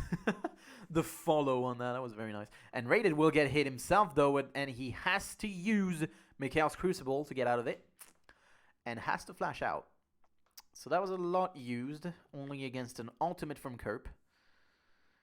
But now Baron has run off, and maybe SK are looking for something now. Bit of damage again onto Freddy, just losing about 1,500 HP. That is an amount. That is an amount, sure. And Rated will just get back up in his HP thanks to Ebb and Flow, and Freddy thanks to his passive. So really, those two are the targets that don't really care about the damage that's thrown at them if it doesn't kill. So, you know, you're fine. As I stated, already multiple times, Maokai is a really good pick. In the meta at that moment, Maokai is a really good pick, man.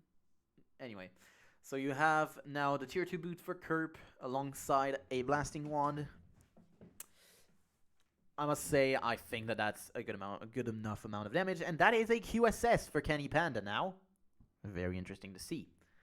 I also forgot that item exists. I forgot it existed, but still, yes, QSS all day. You're against 2 big long ass CC, just QSS. Yes, that's good. I'm sorry, I forgot about that item completely. Also, alacrity boots, so that you're able to dodge them a bit more easily. Always nice as well. Kenny Panda not caring about that W, just staying on top of it, giving away a bit of gold, huh? Yeah, sure, do that for J-Ree, that's good. Whatever. Actually, I don't think it actually gives gold if you don't hit it on HP. So, I guess. Bit of damage onto that inhibitor now. They're looking to siege it slowly but surely.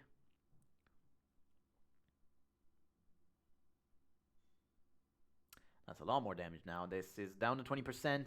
Only a few more autos. One more and that's it. Inhibitor goes down again in the mid lane. And now they're looking to go for those side lanes. If you're SK. Didn't I say it was 48 I ended? Yeah. So it's in 2 minutes. That's fine. Anyway. So top turret goes down now. That was a top tier 2 that was very, very exposed with a massive wave on top of it. So, yeah, I mean, it would have gone down even without their intervention. And now, SK looking for that top inhib turret probably, I would say. They cannot go for the bot lane because the wave is way too far up. So they have to go and look for that top lane inhibitor probably. Or playing for that Baron as well. That is also a thing you can do. Because it is up. Baron just spawned. And that is a bit of damage onto Creaton. When I say a bit, I mean 1,000. That is a bit. And now Millennium and SK are going to bump into each other. That is going to be quite a tussle if ever it happens now, but mainly it's going to be for SK, isn't it? And now Kerp was standing very far forward. The binding doesn't connect. The Lucent Singularity doesn't connect as well. And now Millennium, Kerp taking a lot of damage, will flash away and will have the Black Shield on top of him. And now they are a bit split. Kevin in the front lane, but staying really far up. And now Freddy. Freddy. Oh, the final spark dealing a lot of damage. Freddy goes down. Kevin also will go down. And now Svenskeren jumping in. Flash out from Creton, but then Candypeta comes in, flashing in and gets the kill. And now both of them are just gonna jump in, flash in from Svenskeren, a kill onto next. Not yet. He will just get out. But now those two are completely out of position. Inhibitor is down. Positions are exposed, and Kerb will even be denied the back and takes a lot of damage as well at the same time. So this is just gonna be a game as they go on towards the Nexus turrets. I'm sorry for the last fight. My voice died in the middle. I'm sorry. Anyway, yeah. SK get a 3-0 clean sweep. Clean sweep Millennium. Oh, my voice died. I am so sorry for the last fight. I want to redo, actually. Let me have a redo on that fight, okay? Okay. I'm sorry. Okay, let me redo this fight. So, SK now looking for the positioning onto Kerp, but now Kerp was standing a bit too far forward. Those spikes actually connect on top of him, and the bomb as well. Now, look at that. Freddy flashing on top of him. Black Shield onto Kerp. Kevin standing far forward. The tidal wave will connect on top of Kerp. Freddy standing in the middle of everyone. Sorry, and Kerp now dealing the damage with that final spark. Kevin flashing in, pulverizing, but will not deal enough damage, and Rated stays up. Jez is also stay up with the living artillery, not hitting far enough, and now Candypata flashing in to get that kill onto Creaton, and now Svenskeren also flashing in to follow up onto Connex, and Kerp. Connex will barely stay alive using that ward, and will go on towards that top lane to try and back himself alongside with Kerp. Kerp standing on a ward, though, will be spotted by Jez's. Takes a lot of damage on that one. Alright. Redeemed a bit, at least. I'm sorry, my voice died. I really wanted to redo. But there we go. That was 4 games today. I hope that was kind of nice. I liked it. I liked it quite a bit. It wasn't too bad. But my voice now is out of there. So I'll take a break. I'll not stream more today. I've already done 3.5 hours anyway. So I'll stream more tomorrow. We'll do that Crusader Kings 3. We'll do some more for the videos, you know, because we do have that to do, because I have basically no more planned. Yeah, I have to do a Football Managers video as well, which I'm going to do today, but later on when my voice is a bit settled. But until then, until tomorrow, I'll see you on the stream later. And for YouTube, right. So the stream is recorded on the Saturday before, you know, the day right after the last VOD. So if you want to catch the next one live, you just come back tomorrow on my Twitch channel, twitch.tv/Psylord here. But until then, I'll see you guys later. Bye.